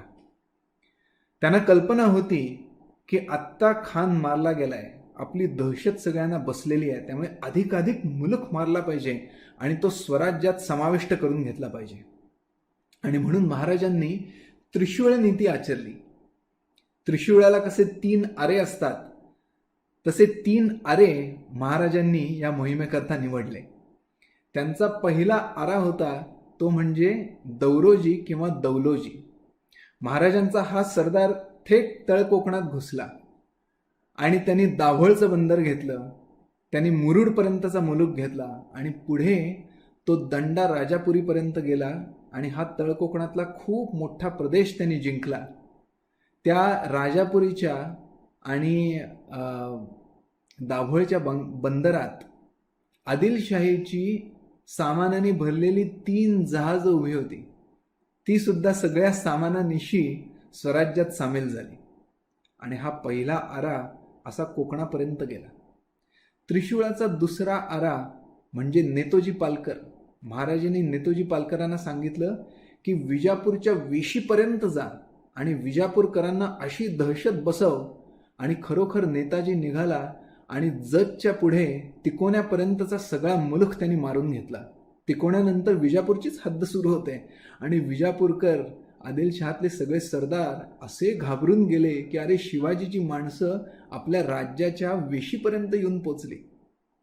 आणि या त्रिशूळाचा तिसरा आरा म्हणजे प्रत्यक्ष छत्रपती शिवाजी महाराज आहेत. वाईहून ते निघाले. साताऱ्यावरनं चंदनबंदन गड करत करत करत ते मिरजेला आले. दुसरा रुस्तुमे जमान अक्षरशः पाठ दाखवून पळत सुटला. मिरज, सांगली हा भाग महाराजांनी स्वराज्यात जोडून घेतला आणि नंतर महाराज पोचले पन्हाळ्यावर. पन्हाळा हा फार विलक्षण असा किल्ला आहे आणि महाराजांनी याच्या पूर्वी 3-4 वेळा पन्हाळा जिंकून घेण्याचा प्रयत्न केलेला होता आणि दरवेळेला त्यांना अपयश आलेलं होतं. पण आता खान मेला, ती जी दहशत बसलेली होती त्या दहशतीचा वापर करून प्रत्यक्ष युद्ध न करताच पुढच्या 18 दिवसात पन्हाळा महाराजांच्या स्वाधीन झाला. 10 नोव्हेंबरला महाराजांनी खानाचा कोथळा काढलाय आणि 28 नोव्हेंबरला हा पन्हाळा स्वराज्यात दाखल झाला. पन्हाळ्यावर खानाचे लोक वरती बसलेले होते आणि त्यांना वर्दी आली आणि लोकांनी सांगितलं की अहो, छत्रपती शिवाजी महाराज खाली आलेत. ते म्हणाले मग आमचे खासाहेब कुठे आहेत? लोकांनी त्यांना सांगितलं खासाहेब गेले वर स्वर्गात. आता महाराज खाली आलेत. ते इतके घाबरून गेले की त्यांनी तो किल्ला देऊन टाकला महाराजांना आणि स्वतः पळ काढला. 28 नोव्हेंबर 1659 पन्हाळा स्वराज्यात दाखल झाला. आणि महाराजांनी पन्हाळा स्वराज्यात दाखल झाल्यावर काय केलं या संदर्भातला एक किस्सा आहे, तो सांगतो आणि मग आपण आजच्या व्याख्यानाची सांगता करूया. महाराज, संध्याकाळची वेळ होती आणि महाराज पन्हाळगडावर दाखल झाले. महाराजांच्या सरदारांनी महाराजांना विनंती केली की गनीम अजून लपून बसला असेल, त्यामुळे आधी आम्ही सगळा किल्ला स्वच्छ करतो, साफ करतो, गनीम कुठे लपून बसला नाहीये ना हे बघतो आणि मग महाराज आपण किल्ला बघा. महाराज म्हणाले नाही नाही, हा शिलाहार दुसरा राजा भोज त्यांनी बांधलेला किल्ला, त्याची राजधानी असणारा हा किल्ला आहे. मला हा किल्ला बघायचा आहे, आत्ताच्या आत्ता बघायचा आहे. आणि मशालींच्या आणि टेंभ्यांच्या प्रकाशात संपूर्ण रात्र महाराज स्वतः जातीनं फिरून तो किल्ला बघत होते. दुर्ग म्हणजे राज्यलक्ष्मी असं आज्ञापत्रात रामचंद्रपंत अमात्यांनी लिहून ठेवलंय. आणि महाराजांचं आपल्या किल्ल्यांवर, गडांवर इतकं प्रेम होतं. मशालींच्या प्रकाशात संपूर्ण पन्हाळगड रात्रभर महाराजांनी पाहिला.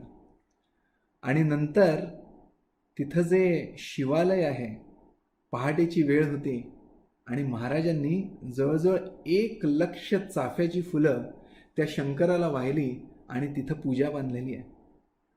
चाफ्याचीच फुलं का? इतर दुसरी फुलं का नाहीत? तर आमच्या कविभूषणांना एक फार सुंदर छंद सुचलेला आहे आणि तो या छंदात काय म्हणतो बघा. आधी तो छंद तुम्हाला सांगतो आणि मग त्याचा अर्थ पण तुम्हाला सांगतो. या छंदात कविभूषण म्हणतो, कुरम कमल कम धुजय कदम फुल गौड़ है गुलाब राणा केतकी बिराज है। पांडुरी पवार जुही सोहत है चंदावल सरस बुंदेला सो चमेली साजबाज है। भूषण भनत मुचकुंद बड़ गुजर है बघेले बसंत सब कुसुम समाज है। लई रसा ऐतने को बैठे न सकत है अली नवरंग जेब चंपा शिवराज है। चंपा शिवराज है, चंपा शिवराज है। काय अप्रतिम कल्पना कवी भूषणाने केली आहे बघा. त्यांनी भारतवर्षातले त्या काळचे जे वेगवेगळे राजे होते त्यांना वेगवेगळ्या फुलांची उपमा दिली आहे. आणि जसा एखादा भुंगा, अली म्हणजे भुंगा, जसा एखादा भुंगा या विविध फुलांवर बसतो आणि त्यांच्यातला रस शोषून घेतो, त्याप्रमाणे औरंगजेब या प्रत्येक राजाकडून खंडणी वसूल करत होता. बघा, प्रत्येक राजाला त्यांनी कुठली ना कुठली उपमा दिलेली आहे. काय म्हणतोय कविराज भूषण? कूरम कमल. कूरम म्हणजे कूर्म म्हणजे कछवा. कछवा घराणं याचा अर्थ जयपूरची गादी. कूरम कमल या जयपूरच्या क्षत्रियांना त्यांनी कमळाची उपमा दिली आहे. कमधुज हे कदम फुल. कमधुज म्हणजे जोधपूरची गादी.